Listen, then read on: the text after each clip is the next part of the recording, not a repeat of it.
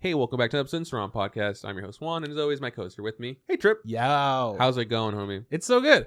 I want to talk about something that we watched. Do you? Yeah, let's talk about it. Okay. Well, I went to go see the new My Hero movie in theaters. Watch it too. All right, that's easy. All right, I already decided on the that's topic. this week's topic. This is Good. crazy. Okay, that works out. How have you been? Oh, I've been good. Okay. I'm very tired, Okay. but it's for good reasons, Okay. and I'll give you those reasons right now. As soon as I put this on airplane mode, right now. Things I've done this week. Yeah. Picked up my mom from the airport. I love your mom. I love my mom too. She's good at being at airports. Is she gonna while she's in town? Are you gonna have the Yakuza podcast? No, we don't do that in person. Really? Yeah, the further away we are, the better it is. Just because of the topic, we don't want to get too mixed up and too involved. That's interesting. We want to be able to go our own directions in case anything, comes up with the Yakuza podcast that you and You all and right, my continue. mom. Yeah. Go on.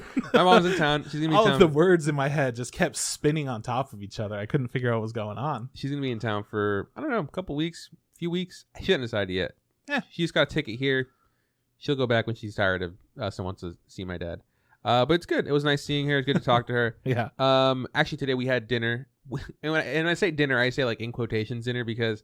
My sister's like, let's go to a restaurant. Okay, what restaurant do you want to go to? Mom wants to go to Sierra Nevada. Okay, and I, just went. I was like, fine, let's fucking do it. Let's do it. Wings again. And that was my concern. I was like, Sierra, if my family orders 6 orders of wings, I'm leaving because that is embarrassing. And they all order it the same way. I would be, oh man, I'd be like, too ashamed. I would eat my wings and I'd like cover my face in shame. But she's like, okay, cool. She wants to go there. Let's go. What time is dinner? And she's like, well, mom eats super early. So dinner was at 4:00 today. And I was like, cool. That's like a late lunch. You have a snack before this? I give you a candy bar, but yeah. No, I ate, I think I ate something around like 1 or something. So I was like a tiny thing. I was like, cause I was like, I should eat something. I don't want to wait till 4. I'm sorry. It's going to be a long cast. Yeah. So that was fun. But yeah, it was cool. I got pizza. I looked at the menu and nothing really spoke to me, man. Sometimes you're just not feeling it. Yeah, I wasn't feeling it. I was like, you know what? I had the wing. We had the wings as an appetizer. Like that would have been my main course. Would have been. So instead, I was like, I'll get a pizza. Can't fuck up a pizza. They didn't. It was fine. So yeah, I've never ordered pizza from Sierra Nevada. It tastes like pizza, but I can tell you that it's been ordered at my table before, and it looked pretty damn good. Yeah, and yeah. I wish I had ordered a pizza that night. I don't remember what I got, but I wasn't happy with it. Whatever it was, whatever the fuck. I would say it's better than obviously like your Domino's and your Little Caesars and stuff. Whoa. Is it being surprised? Whoa. Holy shit! It's better than commercial like cheap brand. Probably better than your fucking round tables. How about DiGiorno? I've never had DiGiorno. Whoa! Is it any good? Is it as good as delivery? Okay, no. Fuck no. No. It tastes like it's been frozen, but but the box says it's not delivery. But you've never had to. It's DiGiorno. Have you had Totino's pizza? Yeah, like the bites, like the pockets. No, just the pockets, pizza pockets. Yeah, the fucking big ass squares. I haven't. The crackers covered in like a light tomato sauce and cheese. No, I do have. I remember a buddy being upset that like his pizza place changed the recipe for the sauce and he sent them a complaint like, oh good, yeah, he could tell they changed the sauce. He's just like, I don't want to eat this anymore. Well, fuck off, keep your sauce the same. Anyways, sorry, frozen pizzas are just not a thing that you've experienced. I haven't. No, I don't think I have. Is that all bad? Right. No, just a different kind of person, huh? It's just that to be wealthy. Growing up with somewhat absentee parents depending on the day. Yeah. There were often times we would make our own foods. And you just eat up the pizza? With very limited skills as a child. You just eat Most foods were frozen. Did you eat it coldly? Just like kind of not. Yeah, we would just take off the toppings and eat it when they thawed. Yeah, of course. Yeah. No, just a lot of frozen food, like after school and stuff. Like, hey, I'm not going to be home until 7:30 or 8, depending on how work goes. So make your own dinner. There's stuff in the freezer. That kind of thing. So it's crazy. I'm like, you've never had to deal with. Oh, no. And now it's just one of those things that you kind of like because you had it as a kid and it's not great, but it's like something. Weird, yeah. Nostalgia, you're like, oh. It's not like I keep those pizzas around, but every once in a while I'll be like, I need a Totino's pizza because you can't get it. It costs like 80 cents still. It's like free. it's a nice rectangle of where do you get this pizza? Shitty pizza ingredients. Any store. I will be honest. There are times at the corner mart that's by my house that also has like a food mart. They have some veggies and stuff. Okay. They have a big freezer section, and like I do see the pizzas in there, and I sometimes go, maybe I buy one of these. Maybe I heat it up. Maybe I eat it. Look, man, and then I don't. One of the best parts about Totino pizza is that you just hold the whole pizza. Because why would you cut it? It makes no sense to cut this fucker. It's because you're eating all of it anyways. You could cut it into like squares or whatever, but you're just eating it, and you could hold it all in your hand without touching any of the cheese because it's like a crust of cheese. I don't. And then it's just a cracker you crunch on, and it's fucking good. One fills you up, huh? No. How many do you eat? Like, I would say 1.5 to 2 is good for me. So like, okay, well, like, yeah, but it's comparable to my size. No way. You got to have like a side. If you want to be healthy, eat a Slim Jim with it, you know? Yeah, it's just when you said that you hold it in one hand, I was like, you bought 80 cents a slice, essentially. Yeah, I mean, you could definitely double fist some pizza. That's like, no big deal. The square bit, I thought about this recently. I used to eat, breakfast and lunch at school, and it was like free or whatever. Yeah. And then my parents, when I was in like third or fourth grade, I think it was third grade, maybe didn't start till fourth, but they started the taco truck, and they started working for themselves or whatever. Mm-hmm. And the school said like, hey, they don't get free lunch anymore because you guys got money. I was like, my dad's like, what? So we had to show paperwork and stuff. Yeah. Like, cool. You get reduced lunch. Your lunch cost 20 cents. I was like, really? You're gonna fucking squeeze me out 20 cents? Yeah, tooth and nail, dude. Yeah, I was like, okay, here's your 2 dimes, you fucking bitch. Or here's your 4 nickels. Or here's your 20 pennies, depending on how petty my dad felt. Dimes, yeah. Hell yeah. But one of my favorite things for breakfast were like these little breakfast pizzas that were like a little rectangle that fit just snugly in like the rectangular section for your breakfast plate. And it had like some sort of, had sauce, white cheese, and little dots of like, they look like moles, but they were like little sausages. And I fucking loved them. They weren't good. Breakfast pizzas? Yeah. I don't, it was like breakfast sausage on it, like that was the thing. Oh. And I remember loving them, and my sister hated it. And I was just like, well, if you're not going to eat that, I'll trade you my fruit cup for your breakfast pizza. And yeah. And then breakfast pizza. I'm having a time over here. It was for breakfast. It wasn't they're serving in the 90s. Yeah. They were serving children just pizza for breakfast. And it was breakfast pizza because like later for lunch we would have normal pizza, and that shit was shaped like a triangle. Mm-hmm, it wasn't good. Oh my god, it wasn't good. You guys had triangle pizza? Yeah. You didn't have triangle pizza? Nah, we were squares. Really? Yeah, rectangle pizzas. When did you start eating school lunch? Oh, dude, I didn't really eat school lunch. I didn't really eat. That's what I thought you were gonna say. I felt left out sometimes. Oh, but other times I would be like, lunch? That's fucking disgusting. You a lunch kid? I was a sack lunch kid. Yeah, dude, those kids are rich. Those kids had all the money. Yeah, it's true. I always had a sandwich and fruit. Dude, and like a breakfast bar. So wealthy. Yeah. Growing up, that was my thought. Like growing up, I was just like, we get hot lunch because we're poor. That was always my thought growing up. And my thought growing up was, this mayonnaise is room temperature. I fucking hate this. I want a hot lunch.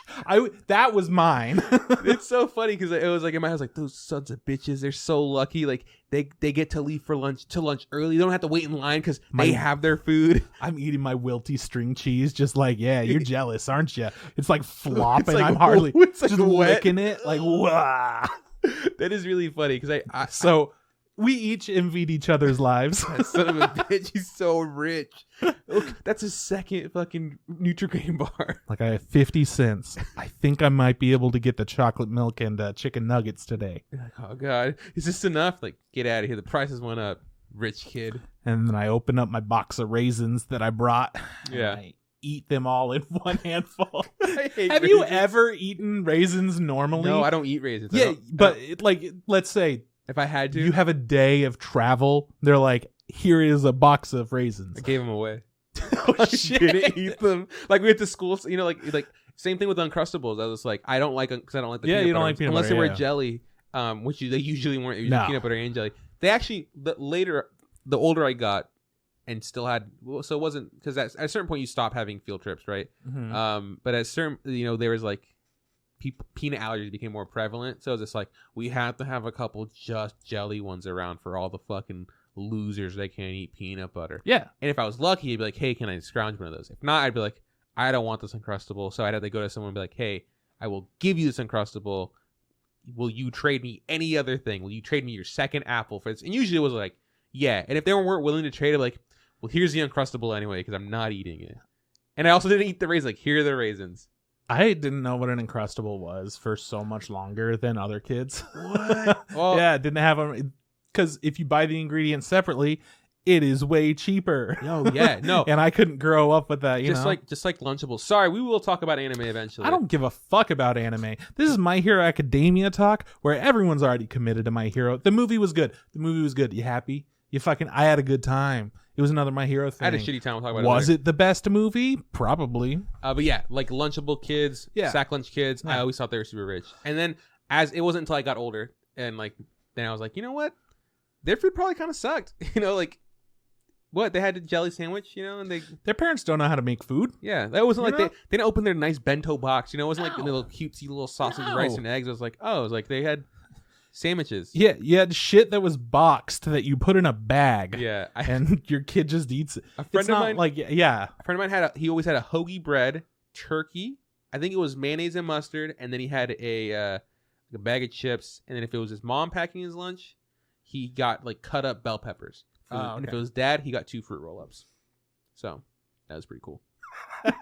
Yeah, I mean, because you always get a fruit roll-up, and then you get one of anything else you want because the other one's used for trading. Yeah. Here's these raisins. Take them.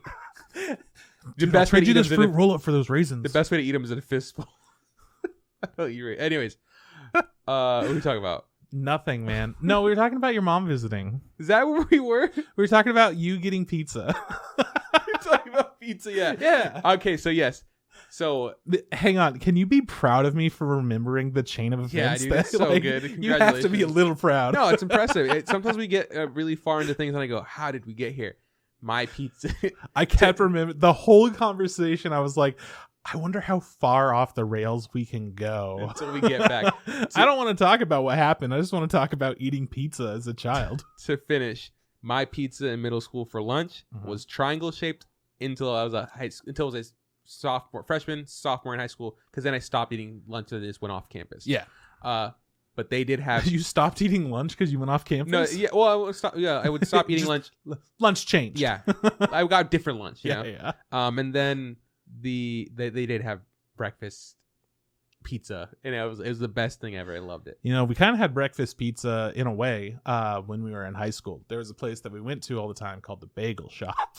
Yeah. Had pizza bagels, and I would get those. It was like 50-50 if I would get a pizza bagel or a bagel dog. Oh man, I never had a pizza bagel from the Bagel Shop. I had a bagel dog once because I was like, I've always seen the commercial. I gotta have it.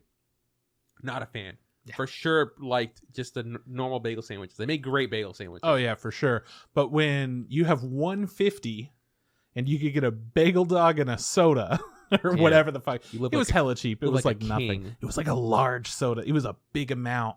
Fill it with it didn't need to be soda. You could have had tea. Could have had water, juice. So you filled it. It was big. Oof, but you fill it with soda. I mean, you need the caffeine and sugar to keep your day going. Biggest mistake was getting one of the sandwiches and asked me what bagel I wanted, and I was like, my head is like, I'm gonna try them all. I'm gonna work my way through them all. And that day, the bagel I had to try was a salt bagel. It was fucking vile. A salt bagel? It was a bagel, and the top of it was just crusted and coated in salt, big salt crystals. And I was like, all right. And I took a bite, and my mouth instantly just went like all the moisture was gone. Like I was like, so I had to like crust, remove all the crystals from the top. It was gross. I didn't know they made that. I'd never tried it again. Yeah, I don't think that they have those anymore. It was a mistake, maybe. Yeah. Like, oh, we fucked up these bagels. That was supposed to be sugar. Sell them salt bagels. Salt bagels is fine. It's the worst thing ever. It's like a really fucked up pretzel. Yeah, it was. I'm like, that's what I thought was like, I like pretzels. Yeah, well, I don't know the process for every pretzel, but sure, why not boil a pretzel? That sounds fine. Jesus. Cover it in salt. You know what? If I had a sesame seed pretzel with my breakfast, I would be pretty happy. You know? Yeah. Imagine that with salt, though. Okay, so moving on. Oh, I guess. I still wanted to ask you a question about pizza. Go ahead, pizza question. Did you ever have weirdos that you grew up with, like friends or just people that you went to school with, that had some caveat with like regular ass pizza? What do you mean? Like caveat? Oh no, I only eat this weird specific thing. Like I don't eat the whatever kind of. I don't eat Domino's. Oh, like I'll only eat Pizza Hut. Like I won't eat any other kind of pizza, just Pizza Hut pizza. Yeah, yeah. You know, something like that. I had a friend who wouldn't eat cheese on his pizza. He liked cheese, just not on his pizza. And then he decided he didn't like any other toppings. So he just had sauce on bread. That sounds like or dough, whatever you want to fucking call it. That is a style of pizza. I don't know what it's called, but I've seen it before. It's just a tomato sauce. Yeah, but then you put things on it. No, just the sauce. So the sauce and bread part, you can remove the sauce from a pizza and it could still be good because the cheese and the vegetables and the meats all kind of like get into the dough and don't make it like dry. They're all greasy. Yeah. You're going to have a fine time. But if you get rid of the fucking cheese and ingredients on top, it's so gross. I just remember that happening and me going, what the fuck? Did he? And then also, he had ordered it from somewhere. We were either second or fourth grade. You know, those were the years that we hung out. So that was when I figured it out. Did he get you a normal pizza? Oh, no. His mom was only making one kind of pizza for everyone. And the choice was he went with sauce. He went with sauce, and it was Bobley pizzas as well.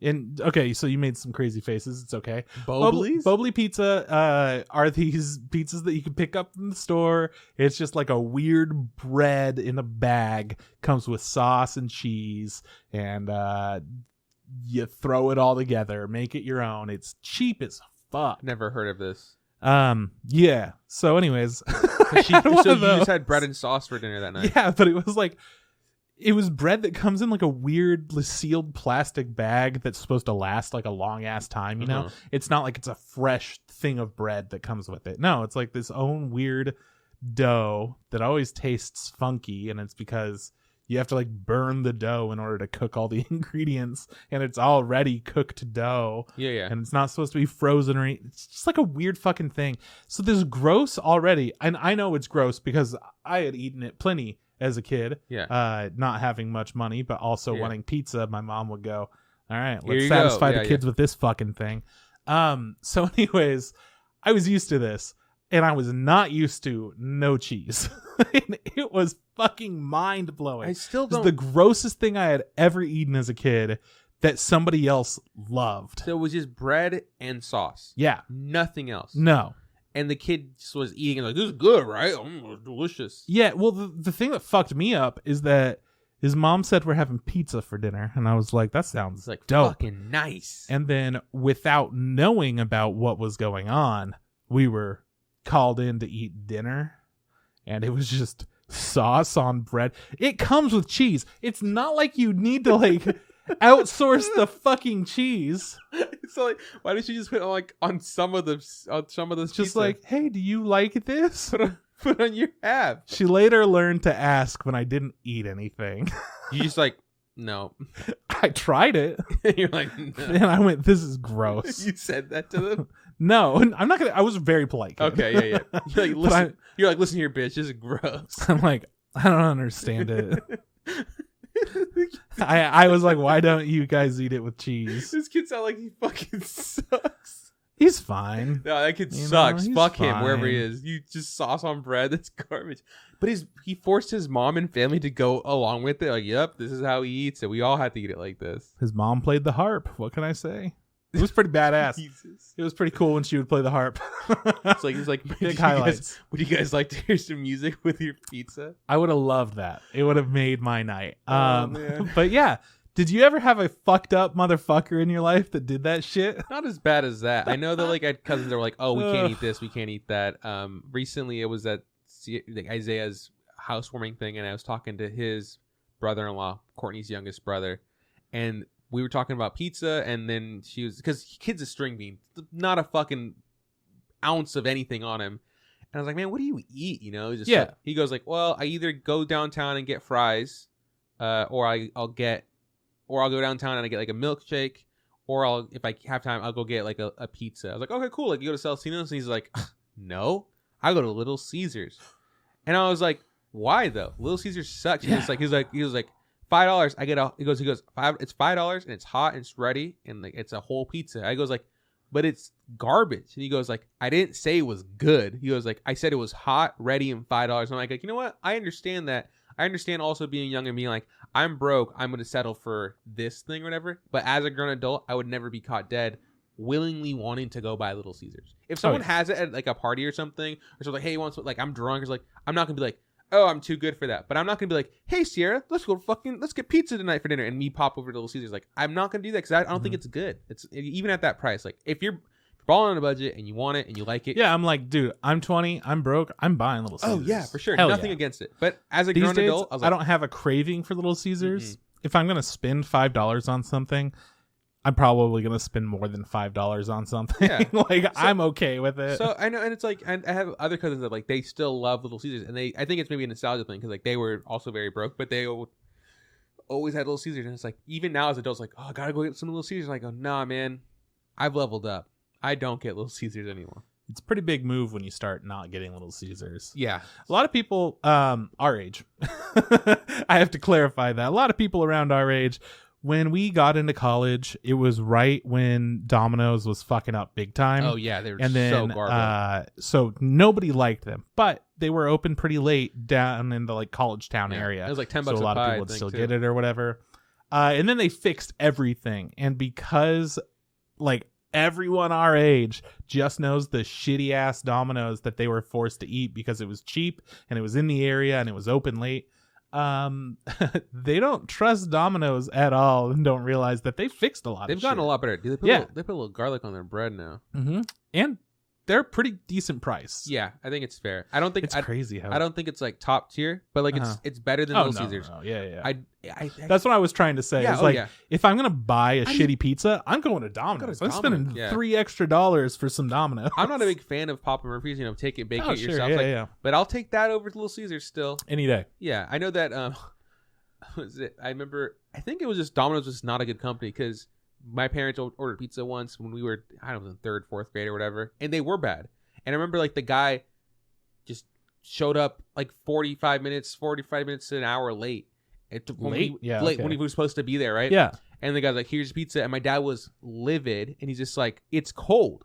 He's like, I don't know what to tell you, man. It's going to cost us much. And my dad's like, I'm not fucking paying for that. Like, take it back. Like, we'll eat somewhere else. Like, we've already waited. Like, yeah. He's just like, okay, whatever. Like, the guy didn't care. And I was just like, and I think I've also grew up with that idea. Like, hey, man, they're garbage.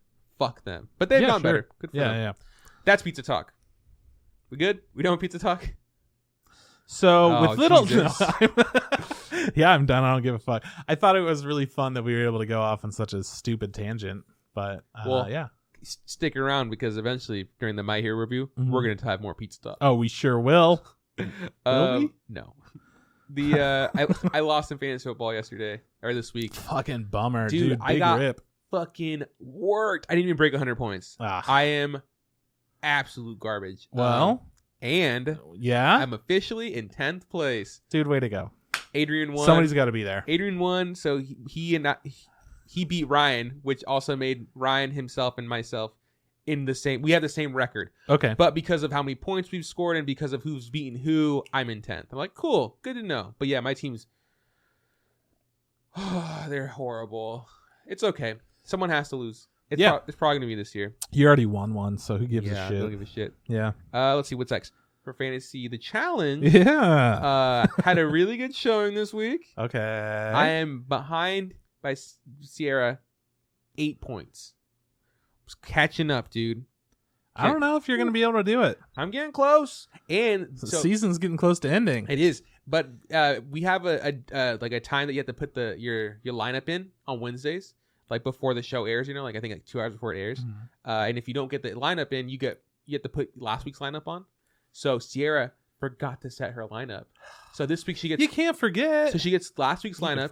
And because she forgot, she also... Their penalties are... So her super flex, she doesn't get to play him. Because you can't play the same super flex 2 weeks in a row. So that week, no score. And last week, she guessed that Bettina was going to go home. And she got it right. Bettina did go home. But because she's playing the same lineup as last week, she also has Bettina as going home this week, which is physically impossible because she went home last week. Not a good week for Sierra. So Sierra lost out on 2 opportunities to score points, which might be enough to get me over the edge. Dude, you might beat the challenge. I'm not going to hype myself up. It's okay. I could do it if you want. But I'm pretty stoked. You should be. I might catch up. Honestly, Sierra's had it coming for a while now. Yeah. I can't believe that she's been able to succeed this long, but you're about to take her down, dog. I mean, I believe in you. When she beat me last year, I would never admit this to her. Oh, okay. But I was demoralized. That's fucked up, man. It's really uncool how she did that to you. Yeah, and for weeks she just would berate me. Yeah. Yep. She would humiliate me. She would call me loser, and I would never say this to her face. But I don't love her anymore. Shit, dude, that sucks. Yeah, no, it's all right. I still love her. But hopefully I beat her this week. I'd be cool to catch up. Yeah, because if you beat her, then you could still love her. Yeah, that's the only way. But yeah, you have to beat her in order to love her. Yeah, I have to be number one. Be number one? If I'm not the best... Oh, no, you meant the other way. No, yeah. No. Oh. If I'm not the best at everything I do, then what's the point? That's the True. kind of person I am. That's my new character. That's my new character trait. True. Yeah. New character trait, as if that's not what you pretend to do all the time. I just acquired it. It's my new character trait. I rolled for it. I got it. Got you. Next up, you knew about this. I didn't mention it on the pod. Yeah. But I have gainful employment. Oh. I have a new job. Yeah, I did know about this. Yeah. I'm working as a gameplay capture artist. That is my title. I'm working for a company out of LA. I technically contract work, so I'm not like a full employee, but you're doing work. Yeah, I get work, and it's also not like super regular. I'll probably you have projects that last 2 or 3 weeks, and then you get a break, and then another project comes up. But this week was my first week. Started Monday, 10 o'clock. It was really tough. Almost didn't make it. I had to make it all the way to my computer, and I was like, "Hey guys," rubbing my eyes, and then I was like, "Hey dude, you need to talk to the president of the company. He's gonna give you the rundown, and then you're gonna come and do your recording session with us." Okay, cool. Talk with him for 40 minutes. I was like, "Oh man, I'm taking too much time from you. Like, you should probably get in there." I was like, "Okay." So I get into the Discord with, "Hey guys, I'm ready to do the thing. Like, have you downloaded the game yet?" I was like, "No." "All right, you should do that." And I was like, "Oh fuck." So I was like, I wish they would have told me before. I would have started doing that, Why wouldn't you have it downloaded though? But because I logged in first. I logged in and we were talking for a bit, maybe 5 or 10 minutes, and then we kicked over to me talking to him one-on-one. So they could have been like, "Hey, before you go kick over, get this going," right? But they didn't. So I was like, "Shit." Got you. And so I started downloading the thing. It's a big file, and the guy's just like, "All right, man. Probably gonna take you an hour and 20 minutes or something like that." It's just because it's massive and internet. So yeah, so they can't start without me, but so they're just in the game playing with the stuff and doing things like that. Well, at least they're able to learn. They're just trying things out, and looking at all the new levels and the equipment and stuff. And then he's just like, "Okay, let me know when you're ready." And I was like, "Damn, I'm gonna have my job today is gonna be to sit here for an hour and 20 minutes to then start my job." Fucking internet came in clutch, super dope computer. Download was done in I don't know, 15, 20. Hey, nice. And the guy was like, he's like, "Where are you at, Juan?" I was just he was expecting I don't know, 10% or whatever. I was like, "I'm rocking a cool 48%. He's like, "Whoa." I was like, "Yeah, dude, we're going to get stuff done." So you actually got to do a job. Yeah, we did. Yeah, so we actually got to work. So Monday, Tuesday, we had like full days of work. It's 10 to 4 is usually the thing. 10 to 3. 10 to 3? 10 to 4. 10 to 4. And then Tuesday we did 10 to 5. And then today we just did an extra stuff. So we'd work for 3 hours a day. And that's the guy's like, "Cool, you're done for the week. We're going to send this stuff over to the client. He's going to have notes for us. Probably come back at it next week." Essentially what I do is I play the game. I'm directed to do stuff in the game. Someone, screen captures it. And then that footage is then given to our editor, who edits it together and then send it to the company that's, that paid for it. And then they go, "Cool, we want these changes." And they send it back. And then that eventually becomes an ad, a TV spot or thing that plays on the internet or whatever to promote their game, their new game modes, or for like whatever game. And I have an NDA that I can't tell you what game I'm playing. Yeah, Spider-Man. Yeah. Oh, God. Anyways, continue. Bro, if you guessed it, that'd be so shit. And the guy before... Well, only if you said yep. Yeah. The dude before, he's like, hey, man, I hate to talk about this, but we have to talk about it. Like, this is what NDA is. Like, yeah, no, I understand. He goes like, so just don't, don't blow it up on social media. Fortnite too, just make sure never accidentally put a 2. Yeah, it's like, just don't blow it up on social media. Be super cool about it. I'm like, honestly, like, I actually don't post them on social media, so I'm not too concerned. The only thing I got to do is like not snap it, It's like, because that's kind of the only thing I do. Like, I'll like snap a friend, like, hey, check this shit out. Yeah. But also, there's a learning curve to the thing that I was playing because, first of all, I don't play games all that often, so that was kind of a thing to deal with. Keyboard and mouse was like kind of a little tough. Oh yeah. But it was good. I mean, I think I did pretty okay. The guys that we worked with were all really nice. The guy who's my lead is also the guy who got me the job, and he's patient. Like, he'll be like, hey, and I'm like, oh, dude, I fucked this up. I wasn't supposed to activate this thing. And he goes, no worries, everyone back out. We'll start from scratch. Juan fucked it up. Don't worry about it. And I'm like, damn it. But it's cool, man. So is it a game that you are feeling kind of comfortable with despite the controls and stuff? Or is it still like not only is it something you're not familiar with control wise, but it's a different kind of game that you're not as familiar with? No, I think the main mechanics of the game, like it's something that I'm familiar with. Cool. Good. It's just I'm not good at those kinds of games. That's fair. So I was like, okay. I mean, like for me, if I was in that position and they were like, you're gonna be playing the new Civilization, I would be like, oh shit, okay, like, yeah. So I was just wondering if it's like one of those kinds it's a game like, that's a relief. It's a type of game where like I've seen this, I've played these games before. I'm just not good at them. Just not good at worms. But I played a ton of worms. I own almost all the worms. But yeah, so day one was tough because I did mostly keyboard and mouse, and then day two I was just like, I have a controller because I bought one, right? And I was just like, I didn't know if it was an option to play with it, and it was easy. Like, oh, this is more intuitive, at least for movement. I was like, oh, this feels a lot better for me. I still had to type a bunch because I had to like do stuff in the game, but yeah, it was fun. Cool. I don't know how I don't know how long that thing will last. Essentially, the guy said like, man, you kind of just work however much you want to work. Like, if we got a job and we hit you up, if you're down, you're in. If not, like, say you're not, and then we never cut ties unless like you're horrible. And I was like, okay, cool. And I don't think I'm horrible, but it's a good experience. I think it's something nice to put on the resume besides like, me working at the restaurant. That's kind of in the field of the things that I want to do. Exactly. Obviously like, not what hey, I'm animating, but I also have this job in the field that I'm working in. That's easy to do. I've worked with other teams. I can say stuff like that. I've worked with the lead.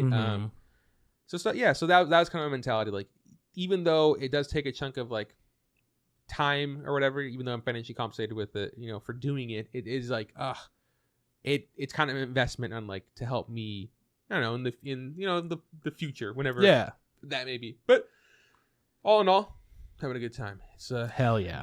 No regrets. Yeah. Let's see what else. What else? What else? Yeah, that's pretty cool.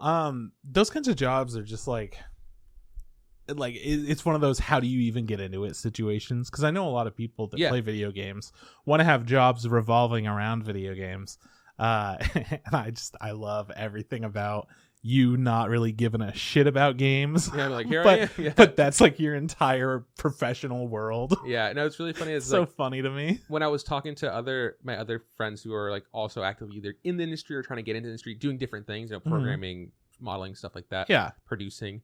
I was like, oh yeah, it's like, this is the job title. And they go, oh yeah, we absolutely have those guys at my company. Obviously the stuff that I'm doing is outsourced. She's just like, so if you get good enough, you could maybe apply for my company. I was like, oh, cool. I didn't realize that. In my head, I was like, why didn't I realize that? Of course, this is a job. Someone has to do this. Yeah. And then for the game that we're playing, one of my coworkers was like, hey, check out the trailer that the people made, the actual company made. And I was like, I looked at it like, that's pretty fucking cool. And I was like, we're doing that same thing. Probably not as well because they have like a massive team behind it. All the ins and outs of the games. Mm-hmm. But I was like, that's cool. Maybe our thing can look like this. Kind of. Maybe. Sort of. But I was like, yeah. Again, it's like, I don't know if like, I don't think, fucking, what's it? Timestamp. Fucking 10:07. The fucking, the 3rd of November, 2021. I'm saying this. I don't think my career path is going to be in the, gameplay capture artist, field. Like, But if it ever did, like, I wouldn't be opposed to it. It's like, hey, job's a job, and like it was fun, so I'm enjoying it. So hell yeah, yeah. So maybe it will become one of those stories where like, how do you end up here? Like, well, you see, on November 3rd or whatever, 2021, I said this, and now I'm here. Yeah, you never know. Black Mass. I'm watching Black Mass. Oh, damn, that sucks. Yeah, it's pretty good. Midnight Mass. That's what I always mess it up. Black Mass is the movie with Johnny Depp in it, where he plays Whitey Bulger. That was a bad movie. I can say that now. And Sierra, I did watch that movie. Okay, we watched it together. Shots fired. I never watched it. I had no idea it existed. I always confuse it. Midnight Mass. Sierra and I are 3 episodes in. It's good. I'm enjoying it. Third episode, everything's kind of revealed. Yeah. So enjoy the rest. But I was watching it. I was just like, along the way we're trying to guess what's going on. You're just like, is this a cult thing going on? What's the supernatural part of this show? They're just like all these little things that are hints here and there. Like, I don't know. By the end of the second episode, you're like, all right, I have a really good idea of what's going on. Third episode is like, okay, everything's revealed. All right. In episode 2, fast. Sierra was just like, what do you think's going on? And I go, this is my guess was like, I don't know, but I think the priest has something to do with it, and I think it's like some supernatural stuff. And you then don't know much. And I said more things, and I was like, just I want to say, be very careful. Yeah, no, I'm not gonna spoil it. And then I was like, hold on, my guess literally boils down to that new guy in town is acting weird. I think it's him, and on top of that, I think something spooky's happening. I was like, that's not a fucking guess. I didn't say anything. Exactly. That's I was like that. Exactly. But by episode 3, I was just like, we didn't, because the big reveal happens near the end or whatever, like later on, or like And I was it's just like putting all the pieces in together, place by the end. Yeah. And I was just like, but before that happened, I was just like, I think I got it. And me and Sierra like sussing it out, and I was like, I think we got it, Sierra. I think we fucking got it, and we got it. But I was just like, I was like, oh, nice, cool. Let's see what happens. I was like, let's see what fucking how this pans out. That's what I really liked about that show, is that you're able to go, okay, what the fuck's going on? And then once you get it, it just becomes, well, now we just got to see how the people deal with it and see if there's any more nuance that we didn't know. Yeah. And I know Eliza just watched it. Didn't enjoy Midnight it Mass as or much. Black Mass? Midnight Mass. Okay. Yeah. Didn't enjoy it as much. But we did have a good debate about what was specifically happening, because I'm like, it was never, they didn't say, and she's like, but I mean, it's a definite thing that so I have fun with that. I know that a thing that I am very guilty of is hating characters who are bad in shows. Like, bad isn't like they're the villains, and like really fucking hating them, and then realizing I hate them because they're written really well and the actor's doing a good job. I hate them because I'm supposed to. Fuck. And in this show, like the nun, I think she's a nun, right? Or the lady that helps with the Just church. Say the church lady. Yeah, I don't know what she is, but like I don't know what her deal is. Fucking hate her. Good. Whenever she speaks, when she's in a fucking room, when she looks at people, they made her almost comically villainous. And I was just like, they're like, damn it, they fucking nailed it. Yeah, and I hate it. And but it's like, like the classic, the fucking that bitch from Harry Potter that like tortures the kids, and she's like all pinked out. Like, I fucking hate her. The 5th movie was a rough one. Yeah, and I was like, I fucking hate this bitch. And I was just like, yes, it's so fucking good. So yeah, talking about hating people. We'll talk about that later. Anime talk. A little more sizzle. A little more sizzle.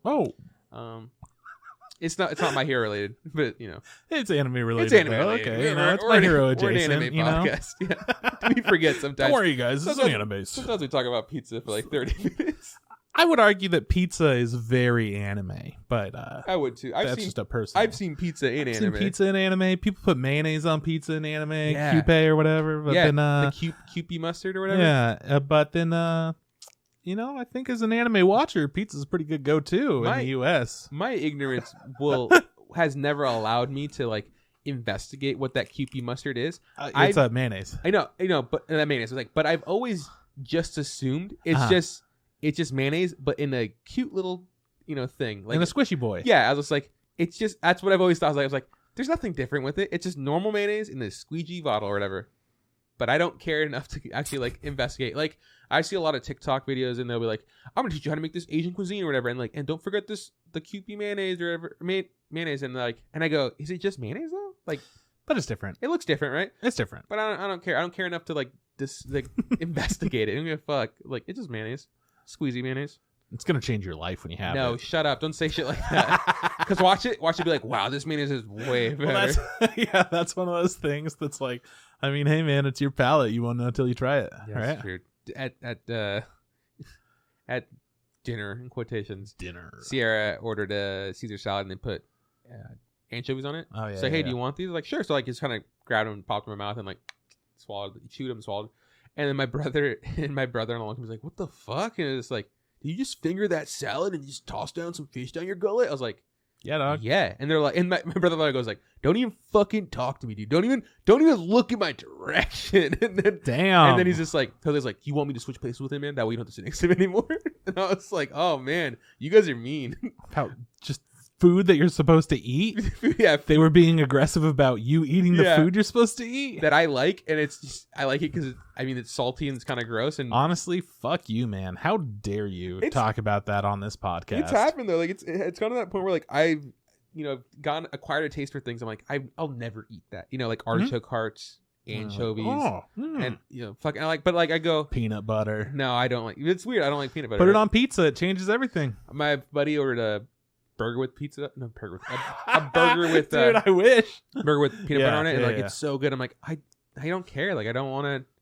Yeah, see, for me, I'm like, I already know I'm going to love the burger, and I really, really doubt that peanut butter, which I don't really care about, is going to elevate a burger to a level that I don't understand. So I've never done it. I've never wanted to waste my money on it, but at the same time, I'm also like, is there something I'm missing? Like the fattiness of the peanut butter, does that help with something? Maybe try it on the Banshee burger, man. Fuck no. That's where I heard it was really good. Fuck no. Don't waste it. Fuck no. You gonna do it on like a shitty burger, like a fucking? I was trying to think. If I do it, I'm gonna make myself one. Then it's never gonna happen. You're never gonna make yourself a burger. Excuse you? You don't know how to make a burger. That's fair. Yeah, I'll look it up. Yeah. Okay, that is fair. It's uncalled for. Why would you say that to me? I just know about the cheese part of the burger, and that's it. I can make cheese from scratch, but as far as the rest of it goes, wouldn't even know where to find it in the grocery store. It's in there. Don't worry. What are we talking about? Burgers. You wanted to talk about after dinner, but instead you talked about the fish. That's right, fish. Dude, I'm on it. We were almost done. Yeah, we were. Game done. We're done. I'm done. I don't want to talk to you anymore. No. Midnight Mass. I'm enjoying it. Yeah. Hopefully it's good. I think it's better than Squid Games? I don't know yet. Don't know yet. See if they nail that ending. By the way, you hear about what's happening with Squid Game chick?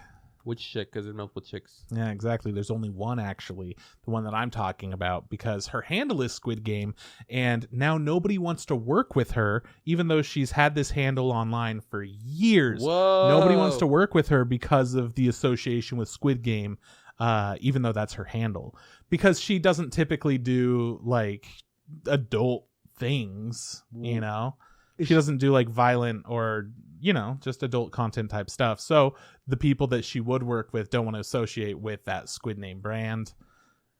I'm so confused. Dude. What does she do? Is she like a video games and internet shit? Whatever. She's on Twitch. She's on YouTube. So she was before Squid Games was a thing for like 10 years. She had that name, that handle, and now nobody wants to work with her. Like, sorry, because all you want to do is play fucking Stardew Valley.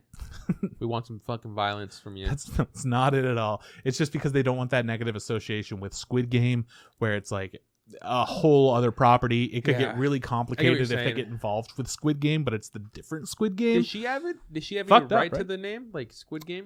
Yeah. Did she trademark it? No. Okay, well, but that's the thing. They're both fine. They're both their own things. No. Someone owes someone else a bunch of money. It just comes she should down sue them. Be like, you guys have ruined my career. It's just about the name, man. It's just a very unfortunate situation that people are treating in shitty ways. She's gonna have to pivot, and she's gonna have to be Squid Gal, and like you gotta absolutely change something. That is shitty. That sucks for her. Kind of a bummer.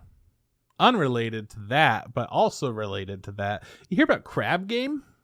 I have actually. Yeah. Is that the game that you're I heard about it from the guys I was working with. I was just like, don't fucking play this game because I'm going to accidentally mess up and be like, oh, yeah, that is the thing. I'm not going to. Literally just because I thought it would be funny. But yeah, Crab Game. People are playing Squid Game now, but it's online on Twitch with a bunch of the people in their Twitch chat. Yeah. It's interesting.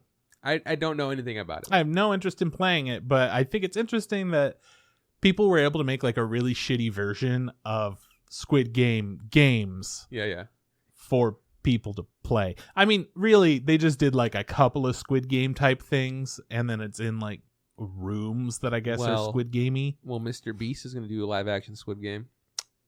All right, for all you Mr. Beast fans out there. I still don't get why Squid Game's the one that did it. You know? Yeah. Why aren't people out here playing, Midnight Mass instead? why aren't people going to church and shit?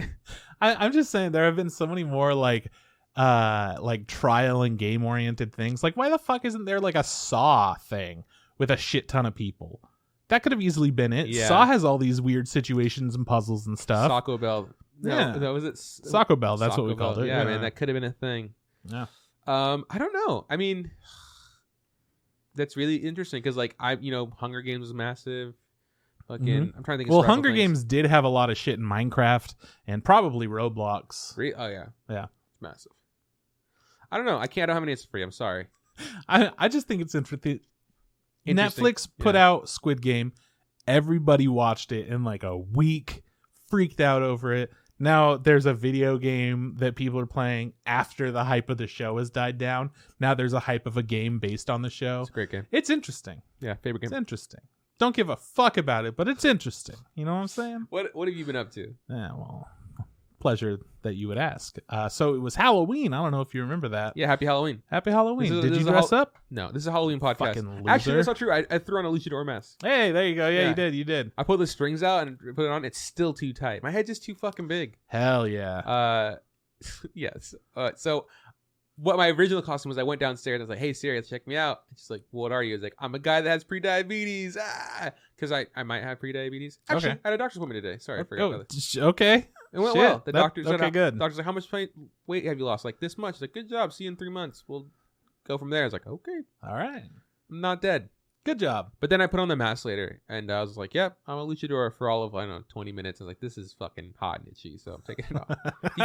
And then we got some trick-or-treat, which was fun. Oh, nice. Nice. I got a cute kid open the door, and it's like, what do you say? And he's just like dead-eyed stare. I was just like, all right, here's your candy, you fucking psycho. Get out of here.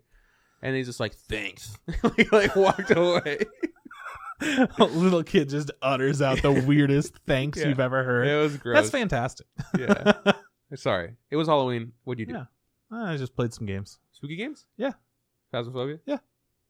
In virtual reality. No big deal, but I'm not that scared. I was really worried about how I would do with motion sickness on top of the stress of the actual game. You stress out during Phasmophobia? I stress out during everything, dude. I'm just a fucking ball of stress. You wouldn't know it a lot of the time, but that's keep it together pretty well. That's me. I do. Yeah, I'm just nonstop stress though. It's all good. But yeah, during Phasmo, of course I'm stressing out. People are dying. It's freaky. There's hunt stuff, but it actually, because I was fully immersed in it and struggling with the controls, it was not actually that scary. You're like, God damn it. So much of it was just like the burden of the controls being like, well, if it gets me, it gets me. And what are you going to do? And I'm just crouched on the ground, all hunched over with my controllers in my hands. Yeah, in here. Just crouched on the ground, I'm moving. I'm getting away from it. Just hiding in a weird way, crouched on the ground. And that's as scary as it gets. As instead of stressing out and then taking my hands off the keyboard and mouse and just going oh God, I hope nothing happens. Just me crouched on the ground like a gremlin. So it feels really stupid on top of it. It's supposed to be stressful, but it wasn't optimized very well for virtual reality. So we barely played any of that. Eliza was also doing it in VR. She was VR, huh? Mm-hmm. Same stuff or no? She's got poor people VR.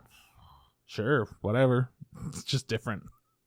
I don't think she also probably had hot lunches, boom roasted. Yeah, sure, whatever. Anyways, she and I both were able to deal with it for a little bit, but it just became absolutely not worth it for certain things. Had some crazy difficulty. They added a bunch of new stuff for the Halloween update. They added a campsite map, so you are out in the open and you have to pull open the doors of the tents, which is very hard because it's all zipped up, so you gotta close it and open it in a weird way. It's hard in real life. Yeah, exactly. So when we were playing on the computer, totally fine. But then when we're playing with our headsets and stuff, how the fuck do you even close those things? I'm like grabbing it 100 times. I'm like, I can't do it. And then it's just like pulling out my journal as I'm trying to grab it. I'm like, fuck, trying to like press things on my journal, and it's like activating the walkie-talkie. I'm like, why the fuck can't it just work? But it was a lot of fun. So then we played a little bit more and got a little spooky, and it was mellow Halloween, which I really like. I don't particularly like Halloween parties and shit. People always have them, and they're always okay. But in general, I don't like parties a whole lot. And Halloween parties, I feel like, have like different expectation than regular parties. Because it's scary? No. Or because you gotta dress up? Or because someone might murder you? Sure, all of them. Okay. Whatever.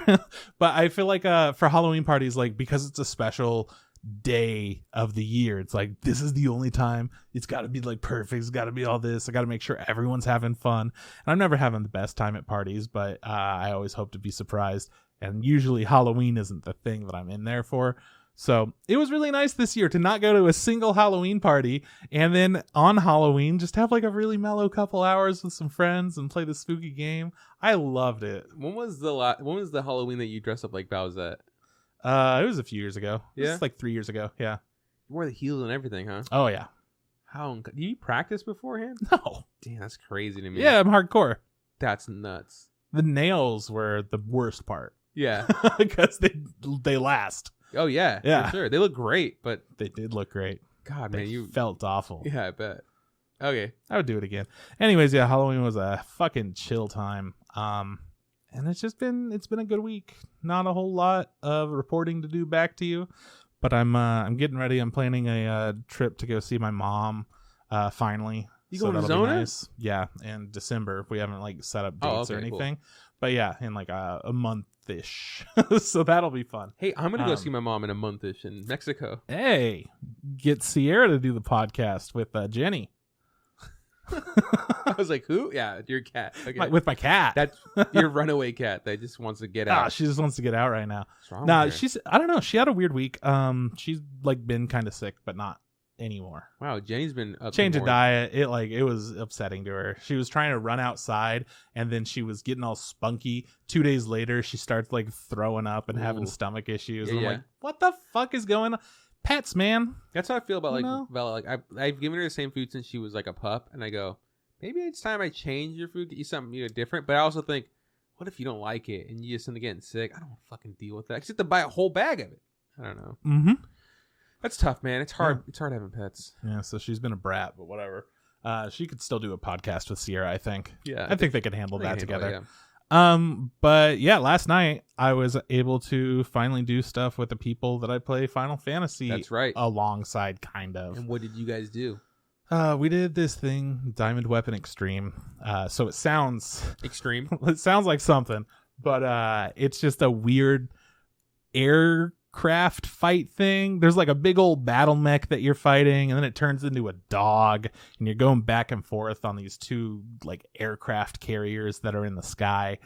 It's a weird thing, but the point is, I had never met any of these people. It's like a friend of a friend of a friend situation, right? So we all somewhat are familiar with each other in different ways. Like, oh yeah, you know this person. Oh yeah. I live in this town. Oh no way, me too. You know, those kinds of things. I'm your downstream we're the only neighbor. Like East Coast people. Oh wow, whatever it is. But very quickly I was able to realize, oh, these are like my kinds of stupid idiots. Yeah, I love them. They're great. Wackos. Like, we were labeling the different areas where we had to stack and do different things. We separated into two different groups, and we had all these labels over us and stuff. And it was okay. It was kind of helping. Until a certain point, we're like, okay, we need to get rid of all those because there's another symbol that pops up over our heads and it gets too distracting. So we'll just have to remove it and remember to do whatever. And very quickly it went from, okay, so we have Team A and Team B, and somebody's like, we have the Team Assholes and Team Bussies, like really quick. And I'm like, all right, that's fine. And then we got rid of that whole connotation, and it was the people with crowns, because they all played the game a lot, and our team, which wound up being designated as the fuckers. So a lot of call outs have to happen to where you're constantly switching sides. So the person in charge of everything was like, all right, fuckers, get out of here. Just again and again. Super aggressive over and over until everybody was like on our side. We all embraced it immediately. Mm-hmm. But there was one woman who doesn't swear. I don't know how old she is. She's great, though. She's a grandmother. Could be. I don't know. I like to think it. Sure, me too. But she doesn't swear at all. And she's like, I'll do the call out on this one. And everyone's like, whoa, she's going to say fuckers. This is crazy. Call you frickers? No, she absolutely said, all right, good night, fuckers. Like, that's how she left. She said it was so great. I was like, this is fantastic. They corrupted this person who ruined that person. Doesn't swear at all. She going to hell now. She was like, I don't think I've ever said that word.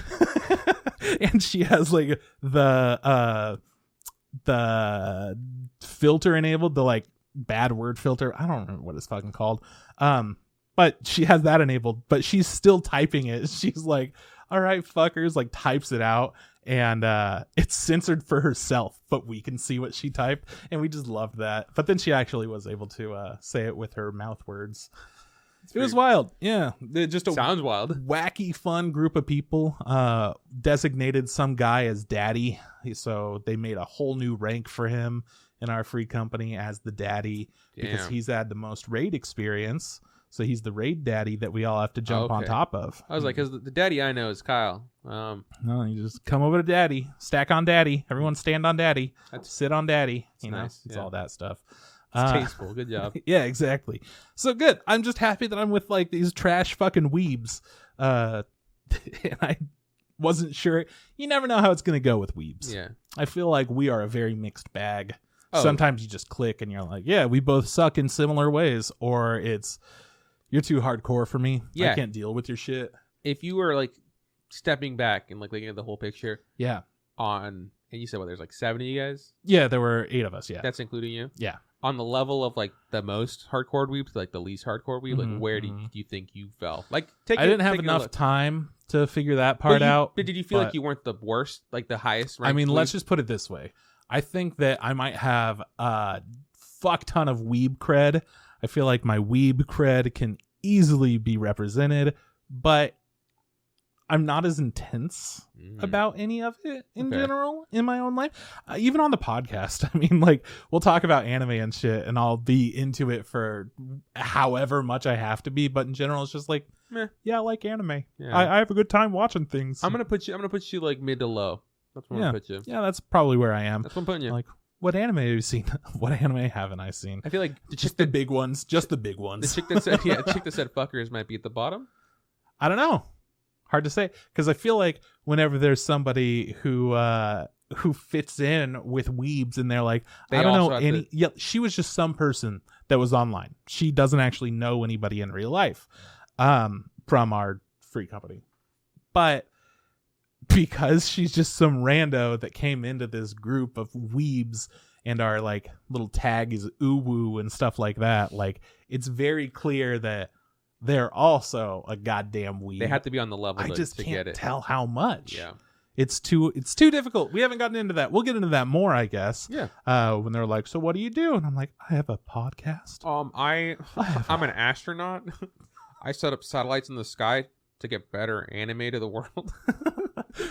This one of the fuckers works on video games. Oh, cool. And she's like, dude, I'm the only one that works on games here, and I am the worst one here. Oh, dude, by far. Yeah, exactly. Immediately, I was like, dude, Juan's gonna be that chick. This is gonna be great. Yeah, video games are really cool. I'm just trash at them.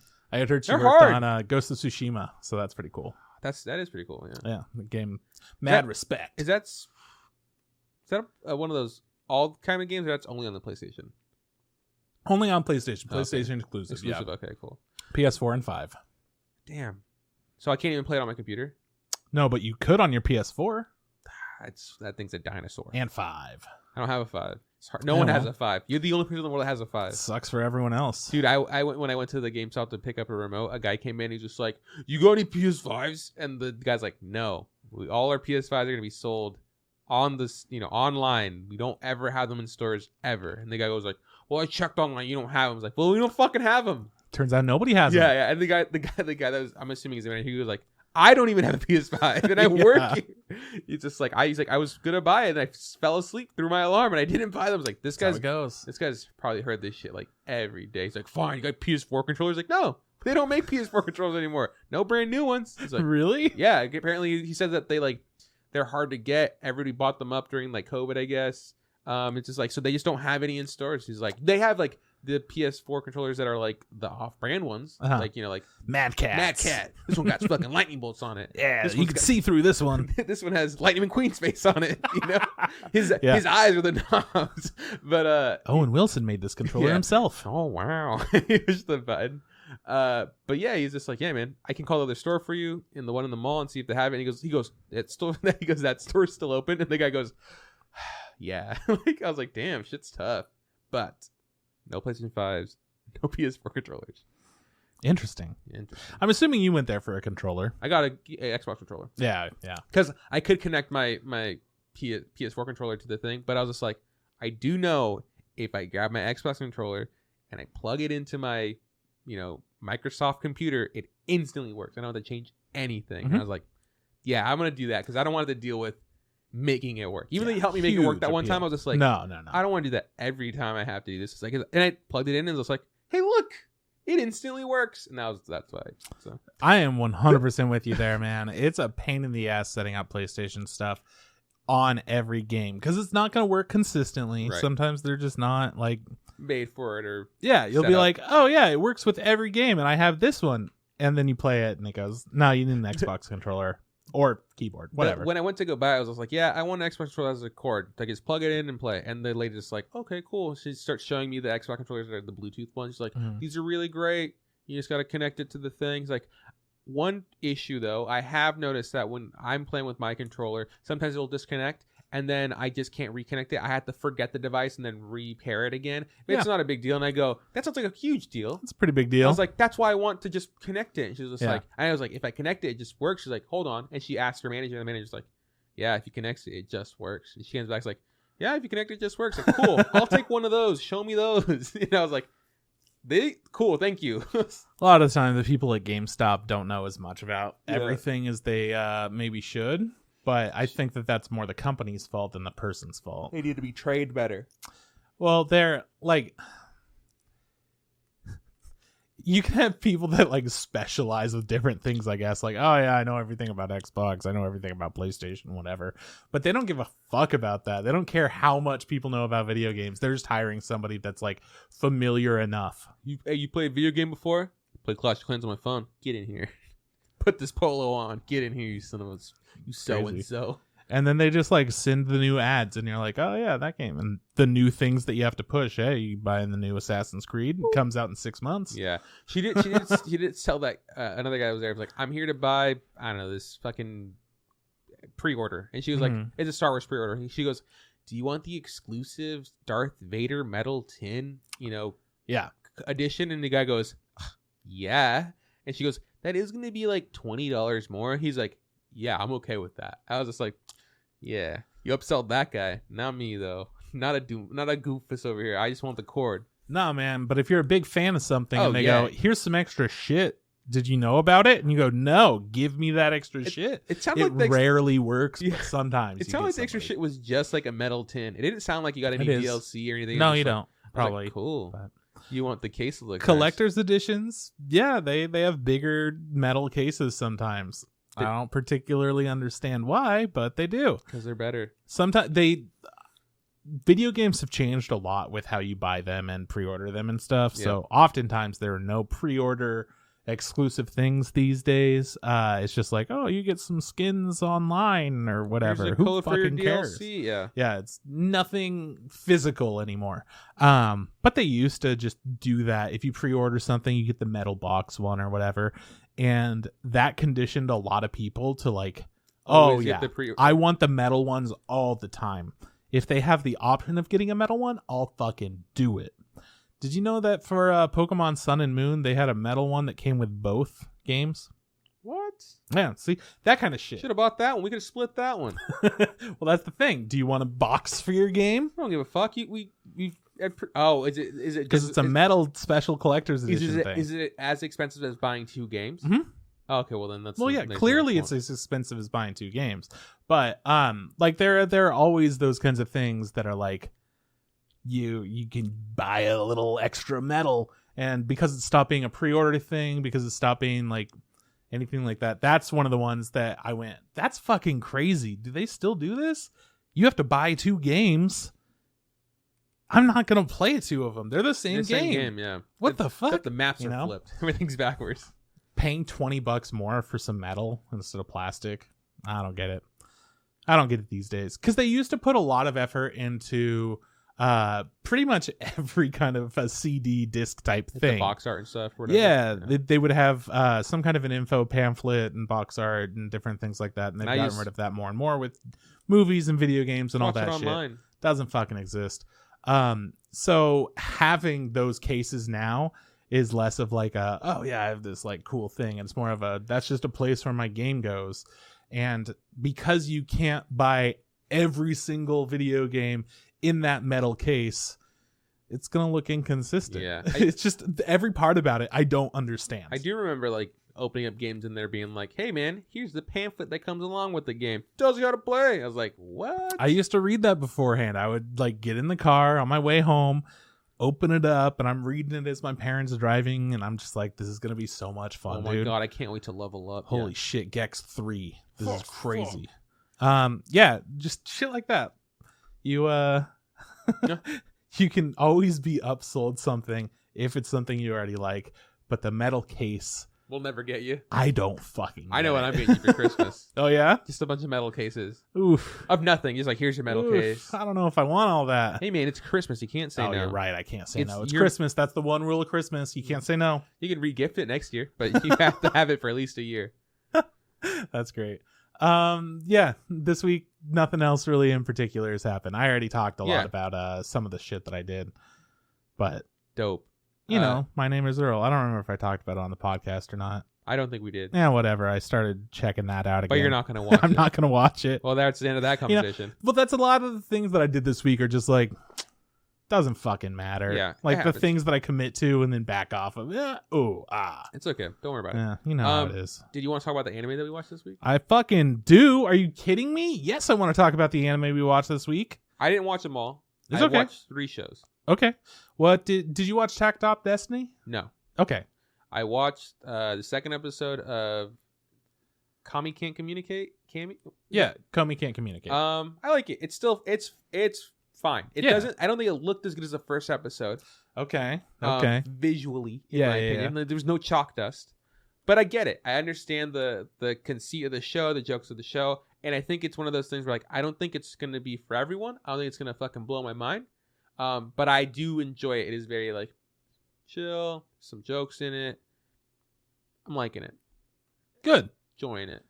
Yeah, Kami Can't Communicate seems like one of those shows that I don't think you're really going to have like a bad episode. I don't think so. They're all just going to be like enjoyable. Yeah, it's like, it's like this episode we met a new character that and they're making fun of like all the tropes in anime. This character is a super friendly, everybody gets along with him because he happens to be everyone's childhood friend because he moved around a bunch. That'll do it. He's also, I'm not going to say, he's a guy, but he dresses like a girl, and she's like, call me a girl. It's like, okay, cool. So like, and the main character's like, well, when I knew you were a guy. He's like, well, I'm a girl now, I got boobs or whatever. And it's like, okay. All right. So he's just kind of like a random character like that. I was like, okay, fun, cool. This doesn't affect anything. This is still an enjoyable character. I do like the joke that he is everyone's childhood friend, even Komi's childhood friend that she just doesn't remember because she can't communicate, you know? Yeah. And he's just like, I can be anyone's friend except for her because she fucking creeps me out. She just stares at me. She thinks she's better than me. And the guy's like, nah, dude, she can't fucking talk, dude. She's super nervous. And he's just like, I don't know about that, dude. It's like, come on, dude. He's like, all right, I'll try. And they did. Yeah. Good time. So, yeah, good stuff. I remember that from the manga. Yeah, good manga. Let's see. I tried to catch up. I'm 1 episode behind with Jobless Reincarnate. That's okay. I think I might be 1 behind. I think it airs on like a weird day or something. Maybe because that's what I was thinking. Like maybe Trip and I are the same spot. Last episode I watched is them leaving the bunny forest. Or whatever, yeah. They weren't bunnies, but yeah, they were like bunny people. They were animal people, right? Beast people. They were cats, but yeah. There were cats. One of them had like dog ears. They were all cats. I don't and think so. They have a dog with them. One of the them dog spirit. One of them for sure god. had dog ears. So there was a dog god. But yeah, no, they're all the beast tribes, and they were all cat people, and they found out about Ghislaine and all that stuff. Yeah, it was all rainy. I was like, oh, cool, good episode. The show is good. I still really like the way it looks. I like the animation. Our dude's still a fucking perv. Still sucks. I will say the episode where he acquires the demon die. Yeah, I was kind of been like, this feels odd, because it was just kind of, I'm the demon queen or empress, here you go, and like dips out, and I was like, I guess because we had that moment where like he meets that ethereal being and he goes like, hey, be at this place and have some food or whatever.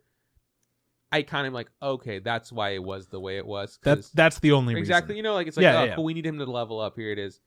Let's give him this power up. He talked to God, and God said, "Go here," and he did. Yeah, I still do like that he'll have moments with this God thing, because I was like, because most isekais it's like, I used to be a fat loser in the other world, and now I'm a skinny fucking heartthrob. Fuck all of that. You don't even know about it. This one's just like, nah, dude, he's still kind of that fat loser, and we see him every now and then, and his fucking upstairs voice sounds like it. His brain voice. Yeah. So I do. Props to that. It just sucks that he's a dirty perv. So yeah, and he's just like, that girl's 13. He's like, stop. Yeah, stop. But man, some pretty cool sword fights. I really liked the training sequences and whatnot. Yeah. It's such a good fantasy show. It's weird. I did like it was like, I got the demon dies. Like, I just gotta put mana in it. And I was like, it's just a Sharingan. He can see a little bit into the future. I was like, that is useful. That would suck if you couldn't control it though, because it looked hard. Oh, I was like, that's disgusting. And everything's just like layers of timelines on top of each other, all being shown to you. Yeah. I think I'm okay with the fact that the chick that's looking for them is kind of just always missing them. You know? Yeah. I was like, oh, okay. I get it. I also really enjoy that nobody describes Rudy as who he is. Yeah. What do they call him? They call him the. Master, what do they call him? He's got a weird name. The Kennel something. Yeah, Kennel something. Kennel Master, maybe. I was like, what does that mean? How did he get that? I don't know. Whatever. Yeah, she's got a dope name or whatever. Like, he's like, his sucks. Yeah, and then they talked about like the new, like the 7 gods, the 7 powerful people. They have their rocks, and they're talking about what level of strength they are. I'm like, oh, can't wait to meet some of them. We probably already met some of them, actually. You know. Yeah. Well, there was the whole because they're talking about the different like god abilities or whatever. Yeah. The god styles. Yeah. I think it was. Yeah, something like that. Yeah, one of them had like god sword style. I was like, before. Yeah, and I think I know. Mm-hmm. That's probably someone we met. It's good though. It's a good show. Good stuff.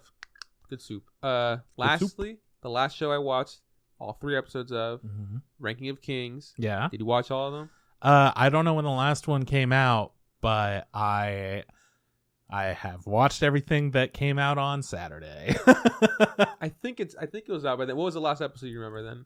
Last episode is what was going on? The second episode was the whole backstory. Yeah, so you want to watch one after that? And then the one after that was something else that I'm for some reason forgetting. And then I think you're caught up. You're at the thing. I think so. What was the next one? So second episode was a backstory for his like little shadow friend. Yeah, for half of the episode. And then we also saw him just get the shit beat out of him. Yeah, which he got broke my heart. Mm-hmm. Destroyed me. It was very emotional show. I'm like, Whit, you're back. You're killing it. I was devastated. I was like, how are you gonna do my boy Boji like that, bro? Gotta. Episode 3 was backstory about like his relationship with the step queen, like the stepmom. Right, and now he's going off, and he has the sign language guy with him.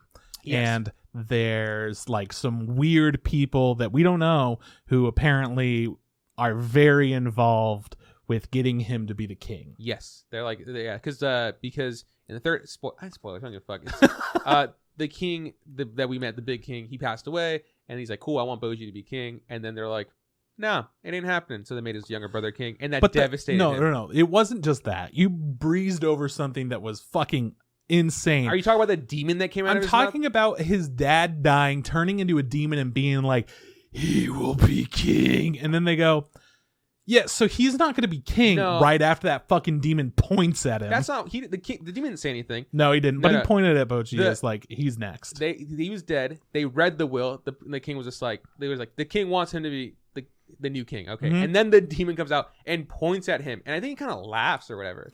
Yeah. I don't know what it is, but my guess is that like, I think that maybe the reason the king was so strong was because he at some point made a deal with this devil. I mean, it had to be something. Right. I think that's super cool. And that he's finally been released or whatever. It's just like, fuck this guy. Yeah. I almost thought maybe he was going to go inside of him. And I'm like, fuck, are you kidding me? There's no way. But you can't catch a break. Yeah, I can't even get the fucking demon power. But yeah, I got passed up and he was devastated. And I was devastated. So when I was talking about earlier about like characters being written that are like evil and then like, you know, you hate them and it's like, God, I fucking hate them.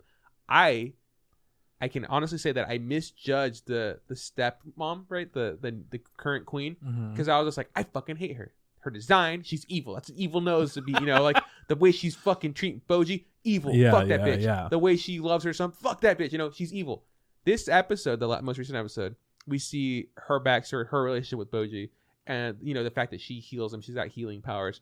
And by the end of it, I was like, I was fucking wrong. Like, this is so fucking beautiful. It's hard stepping into the life of a child who, you know, is separated from the world, that can't communicate and can't, you know, hear, and the fact that he's so reserved and you want to love him, and it's just like, and they eventually get to that point where they do, and I'm just like, oh my fucking God. And she does care about him. So wrong about that character. Fucking love her. Like, it's good character. Good. This it's early, but I can honestly say 3 episodes into this show, I'm thinking this is probably gonna be one of my favorite shows. Like, I can't see it do anything that I don't like. Yeah. The action is great. The story is good. The character development, I love the fucking designs, because you wouldn't think it. Like, the fight between the Sake guy and the spear dude, I was just like, what the fuck? I did not expect that to happen. And I loved it. And the results of it, I was just like, oh my God, that's fucking dark. It's a great show. I look forward to that show so much. We get Boji tatted on my neck. It's gonna happen. Oh damn. Okay. Well, I'm getting a lot of things on my neck, but they're gonna be really small because I keep saying that. I'm running out of room.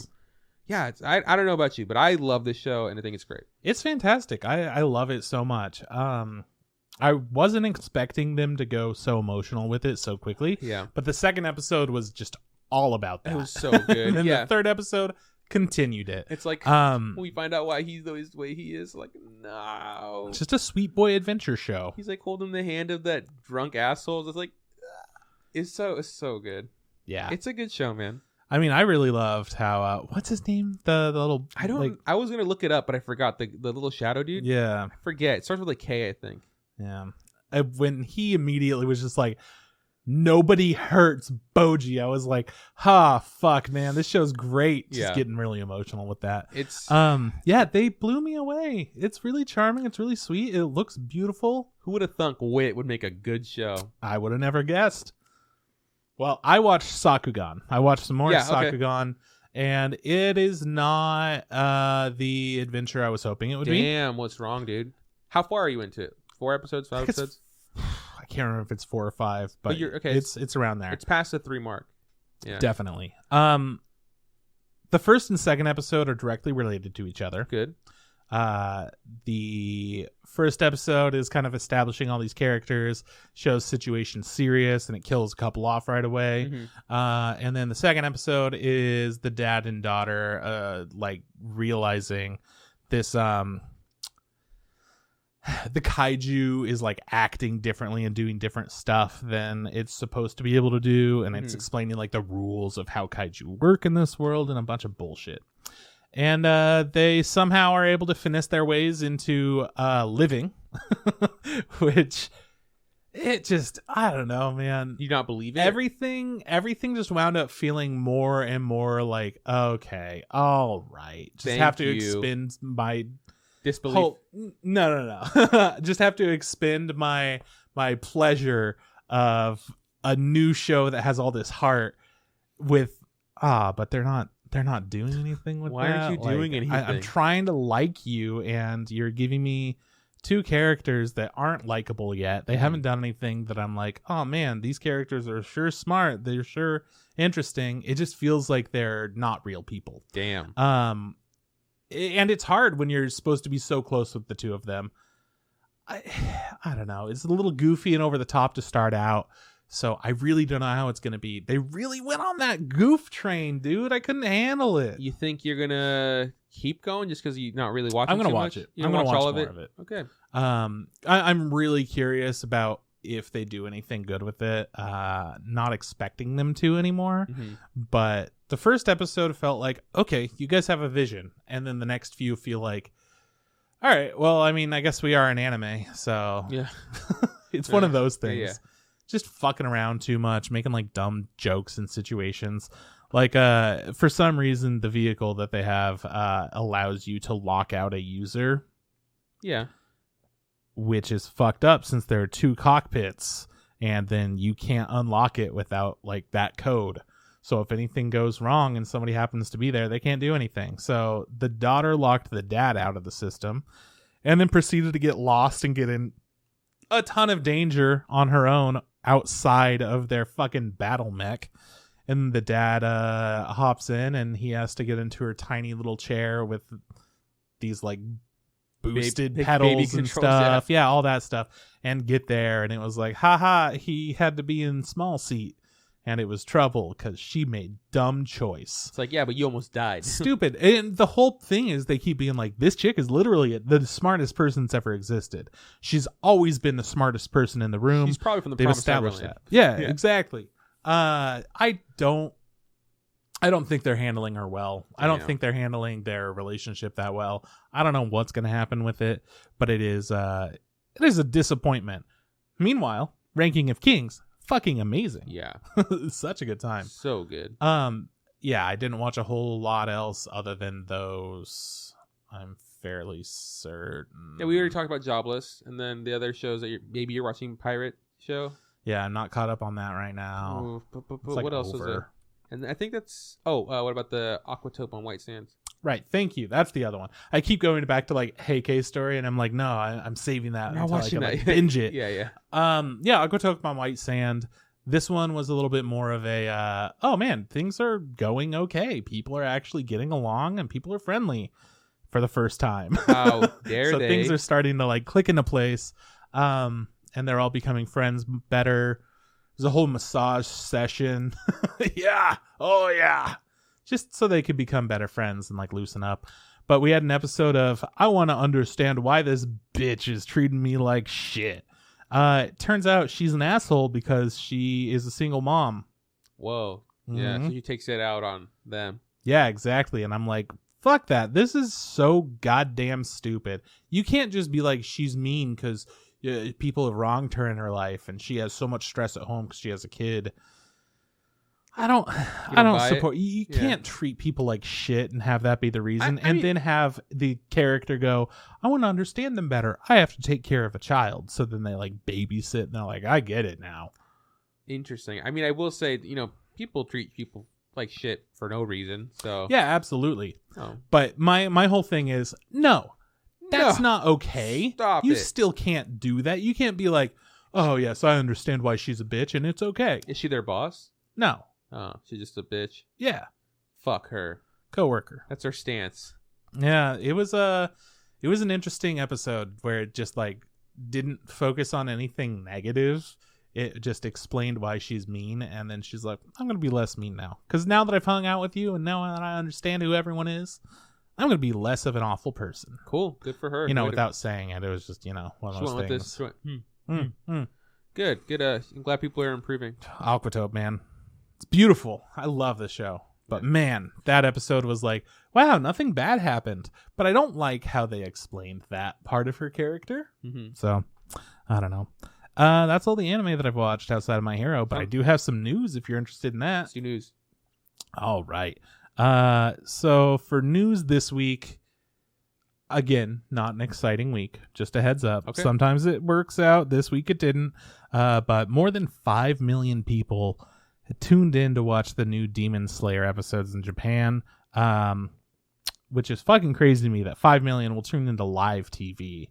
And not only that, it's the recap movie. 5 million people are watching the recap chopped up episodes movie. Yeah. Fucking crazy. I think I was talking to a couple of buddies of mine, trying to explain to him, like, yeah, so they're doing season 2, but they also did the movie. He's like, well, do I got to watch the first episode of season 2? He's like, I mean, not really. I guess I don't. But Kyle's just like, you got to do it. There's a little bit extra. I was like, nah, dude, whatever. But yeah, 5 million. How many people in Japan? Like 4 million. Yeah, exactly. Whoa! Why do you pull out these? How many people in Japan? I don't fucking have like metrics in front of me. I was thinking maybe like your dumb skill was knowing how many people were in Japan. That's never been something that. Yeah, actually, it was 4 million. I think that is crazy just because it is live television and we don't really do that anymore, right? Like it's not as poppin'. Besides like the Super Bowl shit like that. Cool. Interesting though. It is. Sword Art Online Progressive sequel is announced. So people that don't know what Progressive is, it is a floor by floor Sword Art Online. I don't know what that means. You know how in Sword Art Online they had to get through 100 floors? Yes. Yeah, it's each floor instead of skipping around. A bunch. No way. But oh, here we go. A1 Pictures has decided to skip a few floors. So this is going to be they're going to skip floors 2, 3, and 4 because that deals with another storyline with the Elf War that is not wrapped up yet. And they don't want to animate that and tell that story until the Elf War is fully resolved. No spoilers. Because they don't want people to be unhappy without a resolution if they're telling this story. So they're skipping things that aren't done, but they're doing it, I guess. I don't know. This one was a weird one for me. Can I say, though, I think it is cool that they have the foresight to be like, hey, in these floors, I think so. These things happen. It could upset people who want to actually see that play out here. Let's just skip them. Even though it does sound silly when you were telling me like they're doing it every floor, and then you go, well, they're going to skip a few. It's just like, well, then what the fuck? Yeah, I guess it makes sense. There's a good reason, and we don't even watch Sword Art Online. Give them a break, They're skipping 3 floors. Settle down. If they came back to us and like, actually, we're skipping floors 40 through 95 because, that deals with something else, then I'd be like, fuck you guys. Why are you even playing yourself? Yeah. A lot of people complain about the books because they start feeling the same.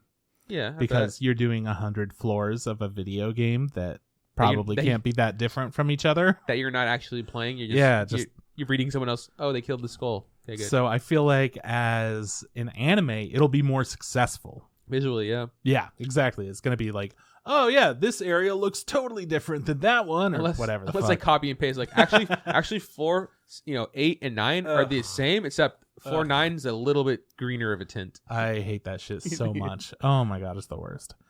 Revolutionary Girl Utena has now been added to the Crunchyroll catalog. I think we talked about that in the past. It's one of those older shows, right? Yeah. Yeah. Well, it's a huge show. It's massive that we knew nothing about. It's super gay. I've known about it for like years now, but I have never watched a single episode. The first I heard now that it's on Crunchyroll, maybe I'll check it out. I think was like they were selling a new manga like Aniplex of US. They were like, hey, we're doing this thing. I was like, what is this?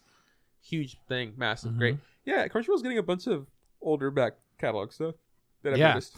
But that one's a really, really big one, especially in the LGBTQ community. Just there weren't many anime that really have strong female protagonists. Yeah. In that kind of a setting. It's very like Sailor Moon, but more adult. Cool. Yeah. Anyways, My Hero Academia, the movie World's Heroes Mission. Yeah. World Heroes Mission. I'm looking at the quotes on this, and they have a quote after World Heroes, and then mission is another word. So they just fuck that up. And I'm like, hang on. There's anyways, sorry about that. My Hero Academia, the movie World Heroes Mission, has debuted as number 2 in the US for this week. Behind Antlers. I don't know what he's gonna say. A movie. Dune. That's what it was. Sense, yeah. I was like, it was something. I don't have the information in front of me, but okay. And it was able to earn $2.88 million on its first day of release. The first My Hero movie was $1.39 million on release within the first week. That was on day 1. They got 2.8. Mm-hmm. They like doubled it from their first day. Good for them. The second movie in the first week made $5.89 million. So possible that My Hero is going to be making even more money than previously. But anyways, it's always interesting to look at the different movie statistics. I feel like that's positive, especially because like maybe like if you're not really familiar with the anime industry in movies, you can think, well, this movie made $200 million or whatever. It's like, yeah, but that's maybe a Marvel movie or something like that, right? Yeah. It's like, so like for an anime movie, that's really good. Yeah. In the state, in the States or whatever, where like they're probably at limited releases and there's only like a couple showings each day, like, so yeah, good. Yeah. Good for them. Good job on My Hero. If you do want to know those kinds of statistics for 2 Heroes, it opened in 500 theaters. Okay, cool. For Heroes Rising, it was 1,196 theaters. And for World Heroes Mission, it was 1,600 theaters. Yeah, so it's gone up, right? Yeah, so more theaters, more money. It makes more sense, money. Right? Yeah. But also, how do you take the loss if you're like, you have no proof that it's going to do well, right? And you're like, okay, cool, we can only do it, well, say they did it in 1,600 theaters the first time and they didn't make that much money. That'd be bad. So good for them. Hopefully that continues to happen. Hopefully they keep making money. Those guys deserve to get paid because they work hard on something that is very loved. So good. Want to talk about the movie? Let's fucking do it. Okay, so My Hero Academia World's Heroes Mission. Straight up, it was good. It was enjoyable. I liked it. It was a lot of fun. You don't need to see it. No, yeah. It is really entertaining. Visually, it's great. There's a lot of nice animations. Great, characters that they add and stuff like that. But yeah, you don't need to see it because there's no real stakes in these kinds of movies. And we talked about this maybe beforehand as to why there's no stakes. Because these are kind of placed in between periods of time that aren't in the TV show or in the manga. And it's just a way for the studio to make money. Yeah, and I don't have a problem with that. I think it's a lot of fun that they at least give extra content. And it does make it so if people aren't able to go to the theaters, if people aren't able to see it, they're actually not missing out on much. No. Because it's not integral to the plot of the show. It's just doing its own thing. You're not going to show up to the next week of My Hero and be like, holy shit, Endeavor, grew wings. How did that happen? You're like, it doesn't matter because they're not going to do something like that. They'll add things to the characters and then just remove them by the end of the movies. And we've seen that in both the first and second movie. Oh, yeah. And so it's just like, so again, and the third movie, I don't know, he just got super strong, whatever. But like, it's good. It's fun to watch. It's a good time. But because there's no stakes, it is a little hard for me to get invested, for me to be like, oh shit, is our boy going to make it? That being said, whenever they introduce characters new to the movie or whatever, I go, are they going to make it? Yeah, that's fair. Because they could absolutely cop it, right? They could not make it because guess what? I've never seen them in the anime or in the manga. So what? There's no real, there's self-contained stakes. Yeah, exactly. Yeah, for sure. And, this is different for me because I'm watching a shonen, as it's airing and watching the movies as they come out. I was telling you that I watched some of the Naruto movies after they'd all come out. Yeah. And I was watching them back when I was watching them. I was like, I didn't understand them. I was just like, why does this matter? Like, it doesn't. And now that I'm doing this currently with they got a live franchise because I've also done that with I've also seen some One Piece movies and stuff. And I was like, I just don't get it. This one I get like, oh, it's just kickback. Those 2.8 millions that made in one day, like that's great for the studio. It's great, and honestly, it's not doing anything bad. Yeah, like the movies didn't have anything in it where I was like, this fucking sucks. They ruined that character. Yeah. They why would our character would never? They don't. They didn't do any of that. Like everyone felt pretty tried and true. There are things that we questioned. We're like, oh yeah, for sure. Why do they? Yeah, we had a long discussion on what's her name, the nurse. Mm-hmm. Whatever kissy nurse name is. We had I don't know, talking about how her powers worked and why is she here, Yeah, whatever. Recovery girl, that's her name. Thank you. Yeah, I was just like, it's something girl. Even she, shit like shit like that, or like, the level ups of powers, and we go like, why? Like, because our characters aren't going to show that level of power. If they get to a certain peak and they go above and beyond it, when we get into the show, it's going to be like, why doesn't he just do that super high level power thing? It doesn't matter. Well, it's a wash. It was in the moment. It was in the mo, yeah? Yeah. Or like, why are these kids in super dangerous situations? And we go, I don't know. It's just, whatever. They just don't value the lives of children. Even though they keep preaching that they value the lives of these children, they'll do anything to protect them. We have to shut down the school, otherwise the kids. We have dorms. They have to be dorms. Yeah, there's a fucking curfew. It's just like, okay, but you just sent this 14-year-old boy to go fight this person and save the world. Yeah. I don't know. My Hero's got some like wacky stuff going on, but I still feel like it's like the most entertaining shonen I've ever seen. Yeah, I really enjoy it too. Yeah. Yeah. So anyways, getting into the plot of this movie without any major spoilers. Yeah. We'll clearly get into spoilers when we have to. For sure. Essentially because we've already seen our three main characters, Deku, Bakugo, and Todoroki, all train underneath the number one hero, Todoroki's dad, Incineroar. Incineroar, yeah. They have been established as like important enough to help out with the big situation for the show. Yeah. So there's a company that is trying to nuke all of the people that have mutations and make their mutations go absolutely hog wild, and hopefully everyone will kill each other, and that'll get rid of everyone that has these mutations, or their mutation will kill them, or whatever it is. And when you say company, you mean like terrorist organization? If you want to say that, but they have some giant buildings that seem like pretty businesslike. And their ideals aren't that far-fetched. Yeah, they're monsters. Essentially, their plot is to like have, release these like bombs that are going to make people kill themselves because their powers are go over like haywire and shit like that. And they hate people that have quirks, and they want them to no longer exist, which kind of sucks because that's kind of the point of the show. So all the heroes are spread across the world, which is why it's World Heroes Mission. Yes, they are. And they are at these different places that the company may have bombs stored, and we're mostly just focusing on one area with little flashes here and there. It's like the raid arc, but not boring as fuck. True. They're like we raided this, but like in 4 minutes we're done. It's all good. So the whole plot of the movie is just how are we gonna deal with that? Who's the character that's gonna be the like new one for this? Yeah. It's just some fucking kid who's wrapped up in the wrong stuff because he grew up poor. Yeah. And is taking care of his siblings and just doing whatever he can to get by. I would call him like a street level criminal. He runs packages. He's very poor.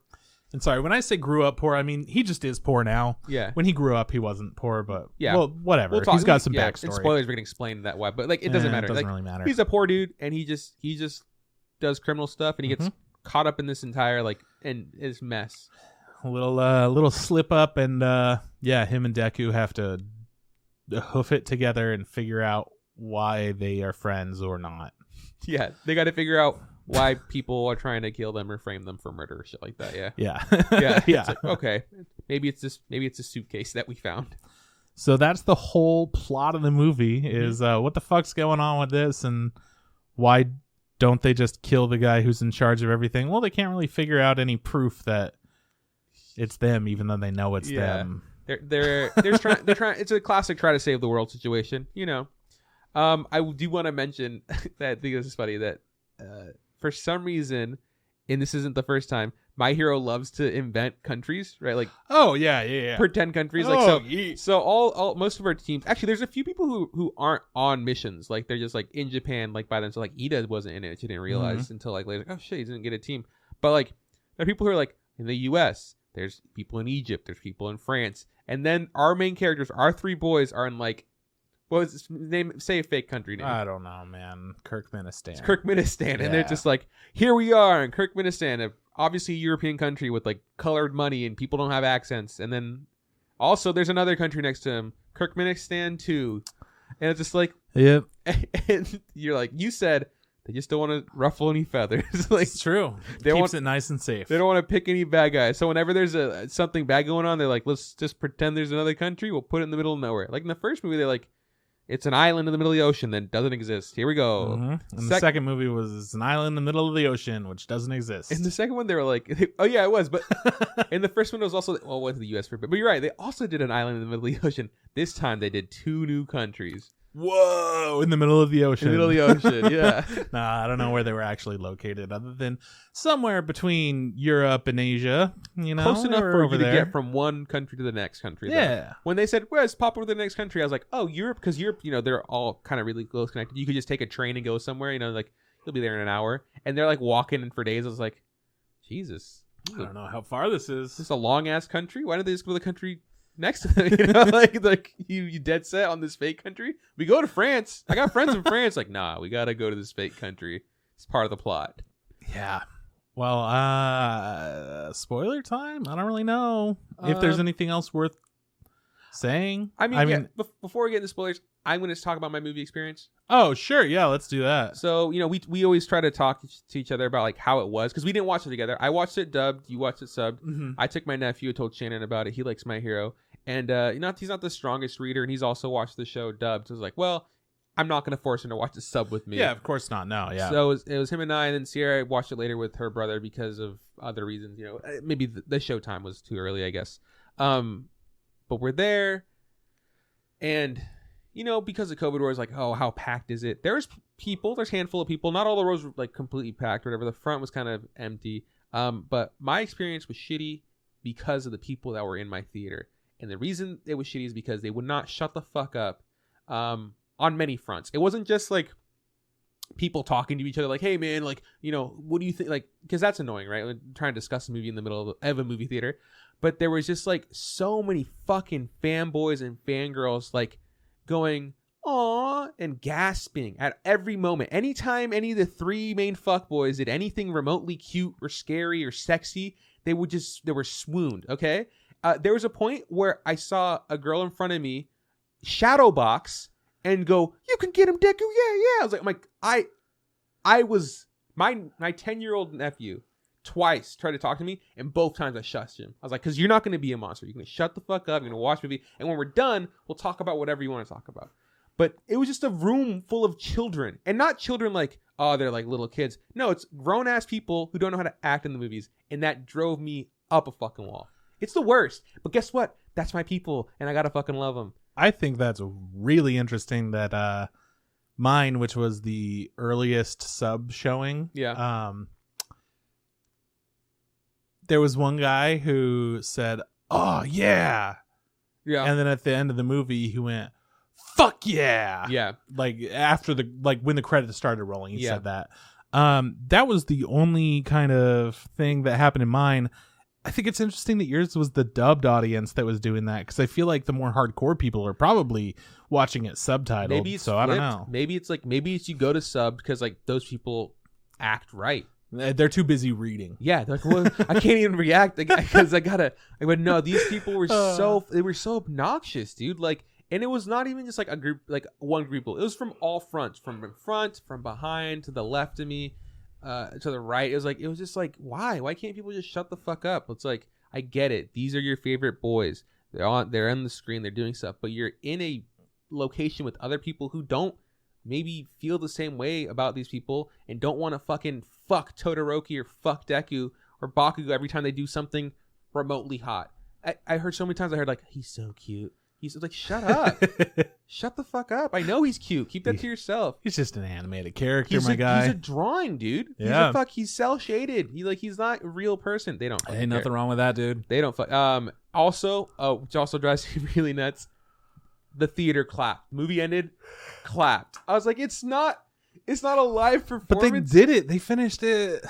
It was baffling. So on my movie going experience, horrible time. I'm really upset. I'd really much rather just go to sub in the future if that's to see if that's the case, because I feel like when we've been to sub shows, like we get every now and then someone that gets a little too rowdy, but it's never been this level. It's like, all right, next time we're both gonna go to 2 showings to see it, to test it out. It depends on like what the thing is though, right? Like, does it? I think it does. If it's good. If it's popular, like if we go to like a Sailor Moon showing, like, you know, like I don't think we'll get the same responses if we went to like a My Hero thing. What's his name? Tuxedo Mask. Tuxedo Mask. Oh, he's so cute. Hot. Gosh, wish he'd sit on my face. Wow, I wish he would put me in his mouth that Rose. I wish that cat was on my lap. You know, shit like that. I wish I was Sailor Moon's child.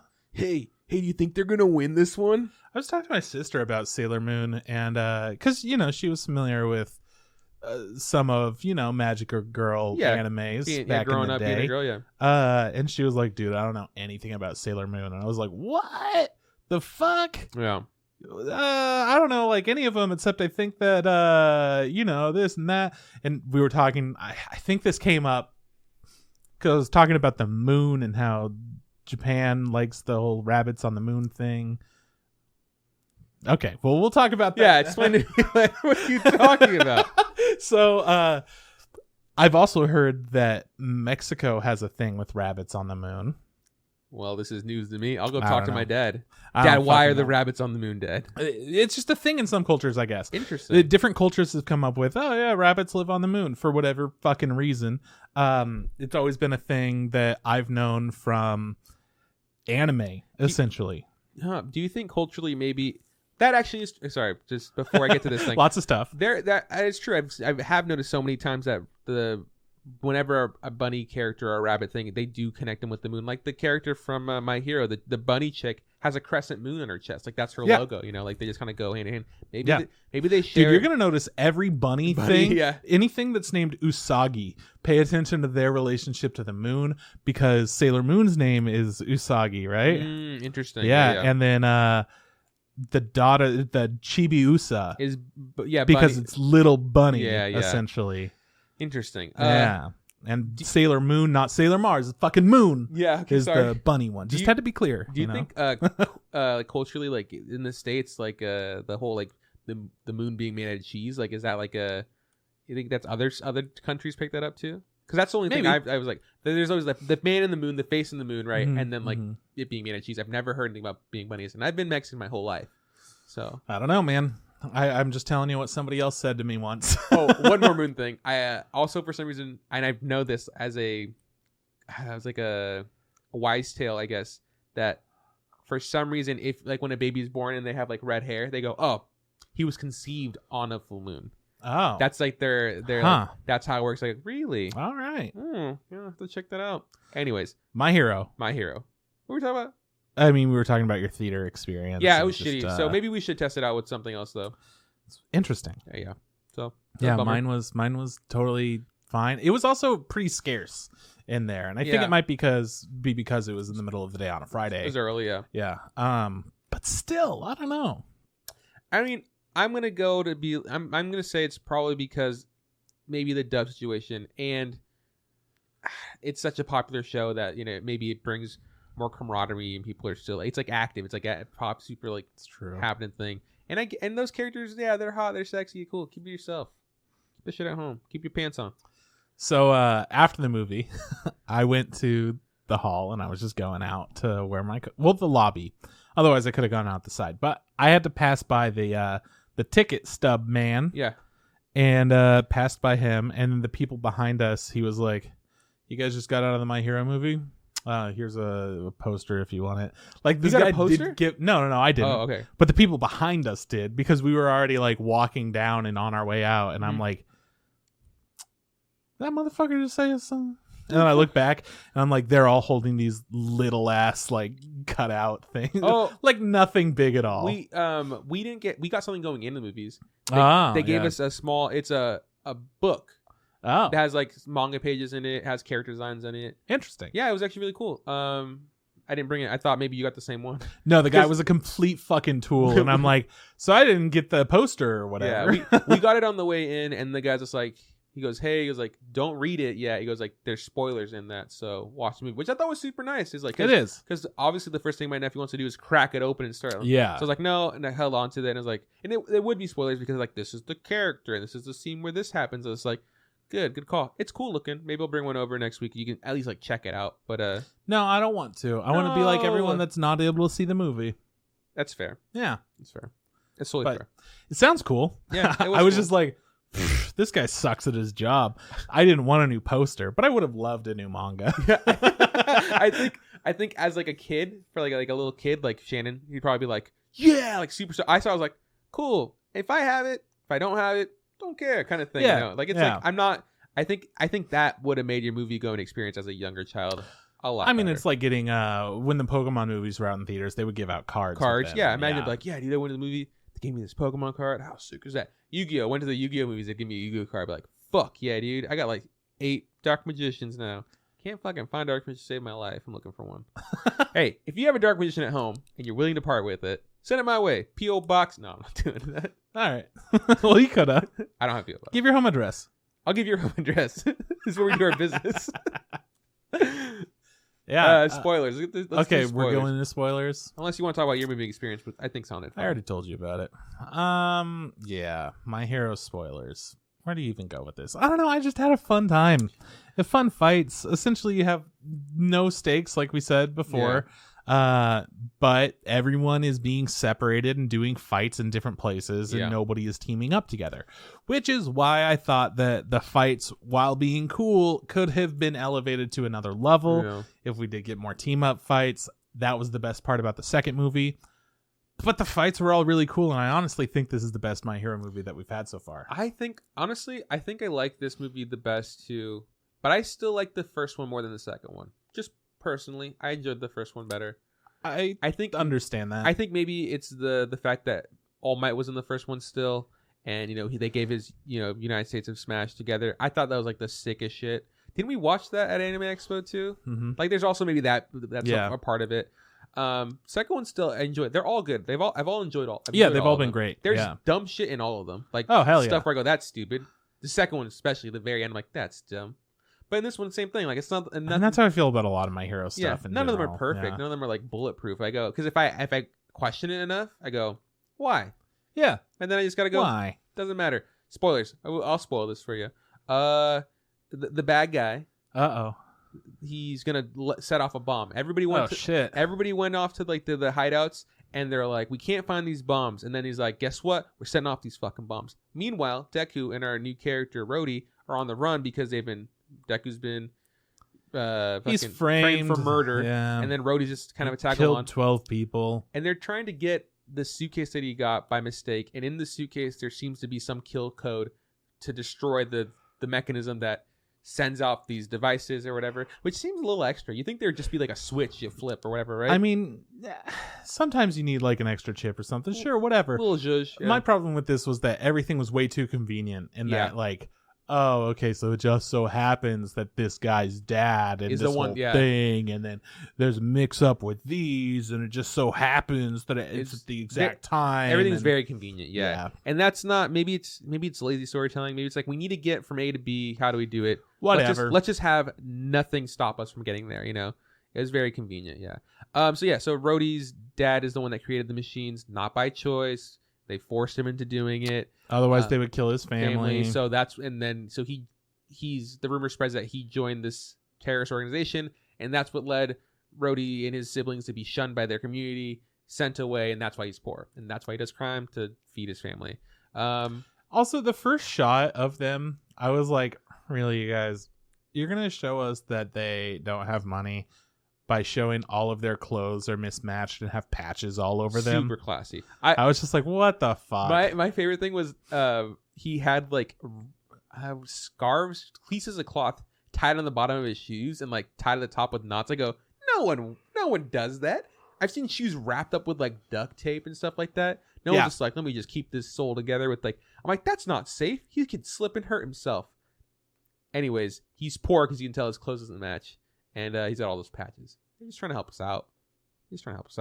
I thought it was silly that he lived under a bridge that happened to look like the San Francisco Bridge, but not in San Francisco because they're obviously in Europe or whatever. Turkmenistan or whatever. So him and Rhodey are on their way they're going to the next country, the country adjacent to them, which is a safe land, a different country that it's also pretend, but they go, well, the cops are looking for us in this jurisdiction. They can't go over and get us. That's their plot.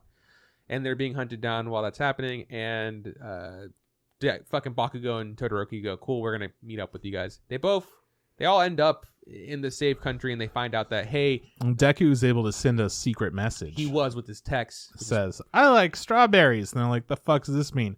Oh, each letter of the sentence says the place that we have to go to. Let's go. Super classy. They get to the new country. They discover the kill switch thing. By this point, the terrorist guys like, say, I'm activating all these bombs. It's gonna happen. And it just happens to be, like you were saying, in the same country that they are now in. And they're the closest ones to there, so they don't want to alarm anybody because they're trying to get people to evacuate, all the other heroes to evacuate safely. So they let the 3 high school students take on these guys to save the world. They fight. They punch on a bunch. They all kind of split up and have their own individual fights, right? Deku fights the main baddie, which is he has a quirk himself, which no one knew, and his quirk is like, if you hit him, it just rebounds and hits you. No one knew? What the fuck do you mean by that? I'm saying like no one knew what his quirk was. Yeah, right? I'm like, he's a blue man with things hovering all over him, but yeah. I thought it was like blue face paint, like to hide his identity or whatever. And the things floating around, I was like, it's just tech. That's what I thought. And then I was like, oh, his quirk is blue. But his quirk is yeah. Well, a side effect of it, yeah. I guess. His quirk is that he can't be hurt by anything. Like if something tries to hit him, it just rebounds back. But because of that, he wasn't able to ever like be close to anyone or be touched or shit like that. So it's like, which honestly made no fucking sense to me. How did you wear clothes? How did you clean yourself as a baby or whatever? How do you eat? You know, like he's like it goes away. Makes no sense. But he was saying that like he himself acknowledges his quirk as a curse. So he's just like that's why he wants to get rid of all the curses. Except for the people that are like, I'm cursed and I want to help you. Yeah. It was so many fucking stupid, all right, you guys. The people who are cursed are just like, there's like, yeah, we're helping, but only because they said they won't kill us. Somehow the smoke that's going to kill everybody else isn't going to kill us. Okay. It's such an evil plan. Deku's like going to die. He gets pretty fucked. Right? Yeah. Like he's like bleed. In this movie, there's so much blood. Like, Bakugo gets literally like skewered by like these two twins that are like super roided out. I thought he should have died several times. Todoroki like drowns, right? He's being drowned by this guy that can manipulate liquid essentially and fire. He can just do whatever he wants. And then Deku's just every time he punches this dude, he just punches him back. So he's just beating himself up. The guy that Todoroki had to fight definitely looked like a Jujutsu Kaisen motherfucker. So too. Yeah, right? I was like, I've seen that guy before. And in then a different anime. The one that Bakugo had to fight, I really liked because it was just like, if I was a villain, I would love to piss off whoever I was fighting. And Bakugo's like, I fucking hate your laugh. And this guy's like, oh, then I'll turn it up to 100 for you, buddy. God, and just it couldn't stop. And there was also two of them because they were twin brothers. It was like, so it was even worse. So funny. So good. Yeah. Fucking Rhodey does a double bluff, gets shot with laser beam. He has to go put the chip in. Well, Deku hecka punches. Deku goes like Super Saiyan. He does the fucking Ora punch from fucking JoJo. He just like does everything ever and like beats the dude up. Hits him for the first time, I guess. Someone doesn't kill him, which is kind of baffling to me, right? Like, how'd that not kill him? Whatever. Not gonna ask. You go downstairs and, before that we're led to believe Rhodey died. But his bird companion, that happens to be his quirk, puts the kill code in and saves the day. His quirk kind of sucked, right? Wasn't it like the bird just kind of floats around and shows his real emotions? Yeah, which is fine. I don't think it was like he was embarrassed to tell Deku about it. He's like, oh, don't laugh at me. I don't think it's an embarrassing quirk. I just think it's kind of useless. Yeah. Except for having like a little helpful friend, I guess. Which is fine, because that's how a lot of people live. Yeah. They just don't have great quirks. Yeah. Like Deku's mom, doesn't she just like hover things a little bit? She can make things float a little bit, and then Deku's dad can make a little bit of fire. Yeah. I just assumed because he was like this thief or whatever, and then he like was doing all this parkour stuff, that his quirk somehow led to him being a good thief. Like it could help him be a criminal. It really doesn't. It essentially hinders him greatly. It does the exact opposite. The guy's just like, I'm not lying, and then like his little birdie's just like, yeah, it's just like your bird's lying, my guy. This pink bird that lives in his hat or whatever. They share like headbands. They do, yeah. Which is cool design. Didn't even use the headband that has goggles on it. I don't think. Oh, they were sunglasses. He put them down once. Okay, yeah. Gotcha. And then they got a whole new wardrobe change. Fucking Deku got shot by a gun. Sucks, dude. Fucked up his cell phone. Yeah, but it's all good. He's got enough medical experience to understand how to heal a gun wound. Put a band-aid on it, yeah. I don't know, man. This movie it was clearly a movie that didn't matter. It didn't. So it did a lot of things to make you like, oh, I have to care. But we know that it doesn't fucking matter.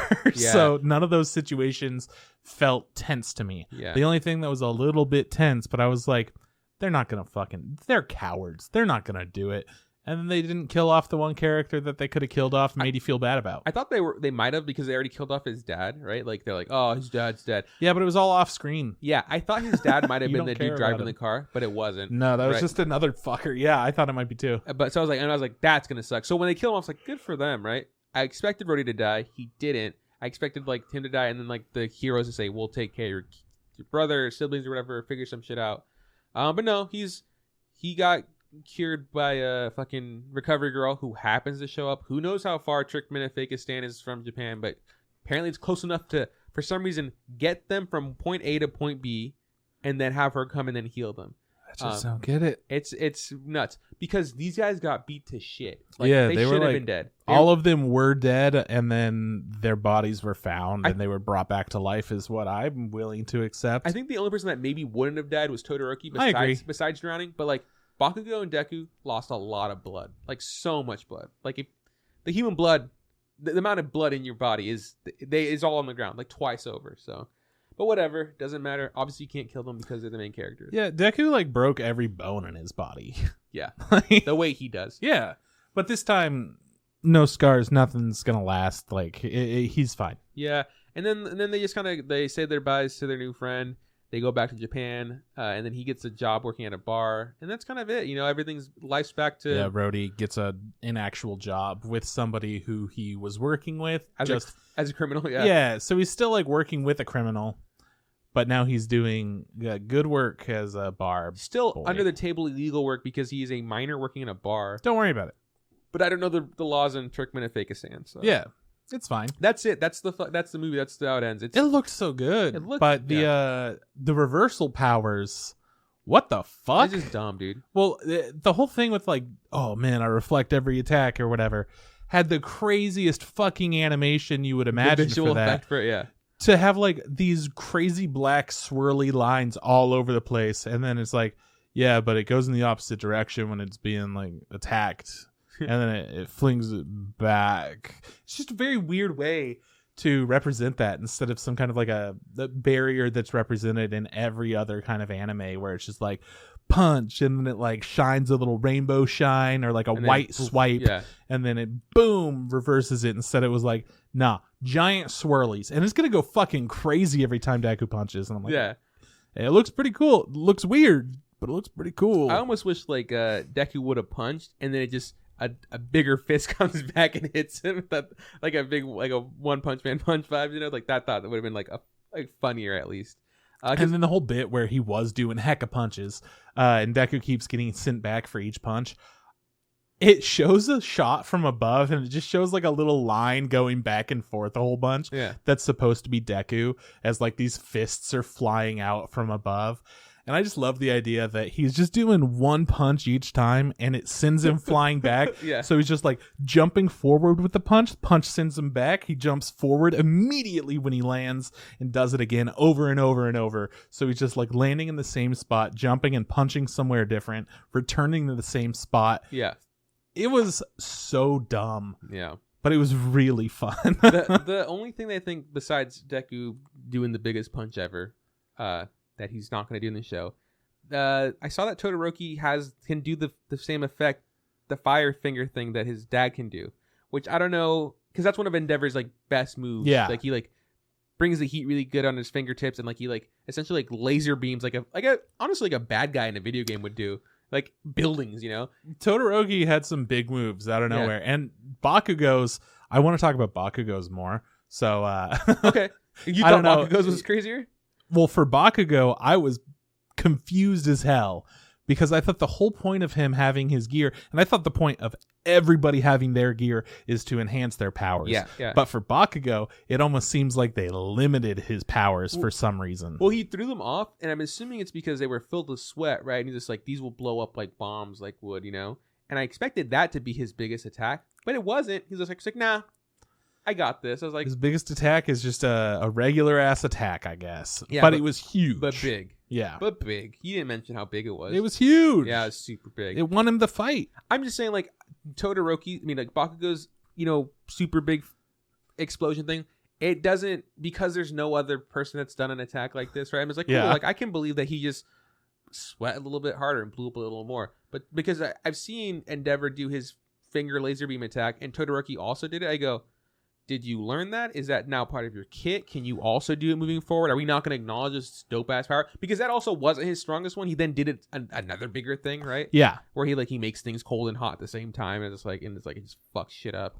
Yeah, I felt like just Bakugo's was stupid because they had made such a big point at the beginning of My Hero, being like, "Hey, you can get some really helpful things in your suit that'll help you," and Bakugo's got like retainers of sweat that are glycerin that can fucking explode on his command. He could use it and store it for like weeks and months. And then for this situation, he was like, yeah, but my biggest attack is just going to be like something I could do on the reg. And I'm like, why didn't he use that? He had even more power in his fists. I don't know. Why didn't he use it? I don't know. It made me mad. It made me feel like, okay, the first movie, we put a heavy emphasis on, hey, check this out. He could do some cool extra stuff because he's got these cool gloves. Yeah. And then the second movie was like, yeah, they have new gear still. And it helps them do cool new gear things. You see? Finally, this one. This gear, yeah. Yeah. They all look cool as hell and they all have like cool new edgy gear. I'm gonna say Todoroki does not look cool as hell. Oh, okay, hold on. Is it Todoroki? One of them has a shitty hoodie. I like Deku's hoodie. I think Deku's hoodie's pretty good. I think Bakugo's? He's got the explosions on his hoodie. Maybe looks dumb. I don't know, man. I wasn't like super in love with it. Shannon was confused, like, why do they got different suits? Like, I don't know, stealth mission. Not because they look cool. Yeah, stealth mission, I guess, for some reason. They looked fine. I don't think it was like the most amazing thing or anything, but I do remember like kind of giggling at one of them, either Todoroki or Bakugo, when they put their hoodie up. I was like, because Deku's always have a hoodie, he just never wears his. So whenever he wears it, and even in show, I go, you look dumb as fuck because he's got his stupid fucking ears. Bunnies. But the other two, like, I don't really see you guys with hoodies, so I'm kind of, not vibing too much with it. But I remember laughing at one. Can't remember which. I have to look at it later. Probably won't, though, because we said, even though this was a good movie, probably won't ever watch it again. Oh, never gonna watch it again. I think I'd only watch it with someone who hasn't seen it before. Just to be like, oh, you haven't seen this? I'll watch it with you. But besides that, I don't think I need to. Nah. Oh. Nah. Yeah. Nah. Is that it? Are we done? Any other things you want to talk about that positively? I mean, honestly, I had a really good time with the whole movie. I'm just being nitpicky just because that's what we do. Didn't blow me away or anything, but I still do feel like this is by far the best My Hero movie to me. Yeah. Even though they didn't have the thing that I like most in My Hero, which is the team up attacks. Yeah, that's true. Yeah. Because we can't really get that in every episode of the show because, it's short, condensed, and, the stories don't lend to it. But these, because there's no rules and they're long, we could see, like, people who normally wouldn't team up, and we didn't really get that, which kind of sucks. I really like the bit where they're doing the road trip. They're like in the van and they're driving. Yeah, I really enjoyed it. Like, they had played a nice song.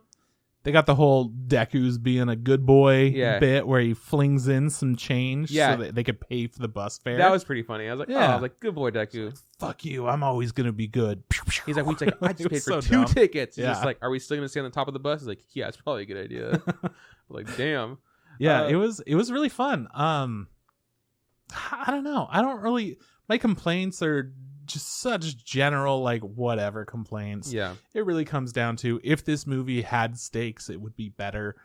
But it's nice that it didn't, because it's just a little extra treat for us, that since we're able to see it, where other people might not be able to see it, and it might be an important part of it. Yeah. Fortunately for Demon Slayer, which I'm of course going to compare, fortunately for Demon Slayer, you only had to get through a season before the movie that was a part of the plot line, and then they reduced it, or are reducing it down into episodes. Yeah, so if you didn't see people the movie, are able to see it.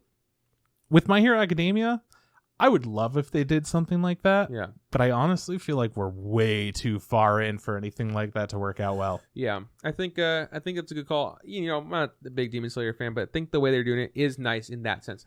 For someone who's seen the movie and then like, wait, season 2 just starts with the movie, you might feel like that's kind of stupid, but think about it the other way. Like, expand your mind, right? Not everybody got to see the movie. So yeah. That's cool. Exactly. My Hero Academia, it was fine. It was good. It takes place right after a storyline in this last season, apparently. Yeah. It doesn't feel like it does. It just doesn't feel like It fits seamlessly. I know what you're talking about. Yeah. It just doesn't feel like it's a part of the season in any capacity. There's a point where Endeavor at the end of the season goes, let's go to that fake country now. And they're like, all right, boys, you don't remember that part? No. Damn, you're missing out. Yeah, well. It's because you skipped the intros. It's in the intro. Oh, it's in the intro. All right, that's the show, though, yeah? Yeah. Next week,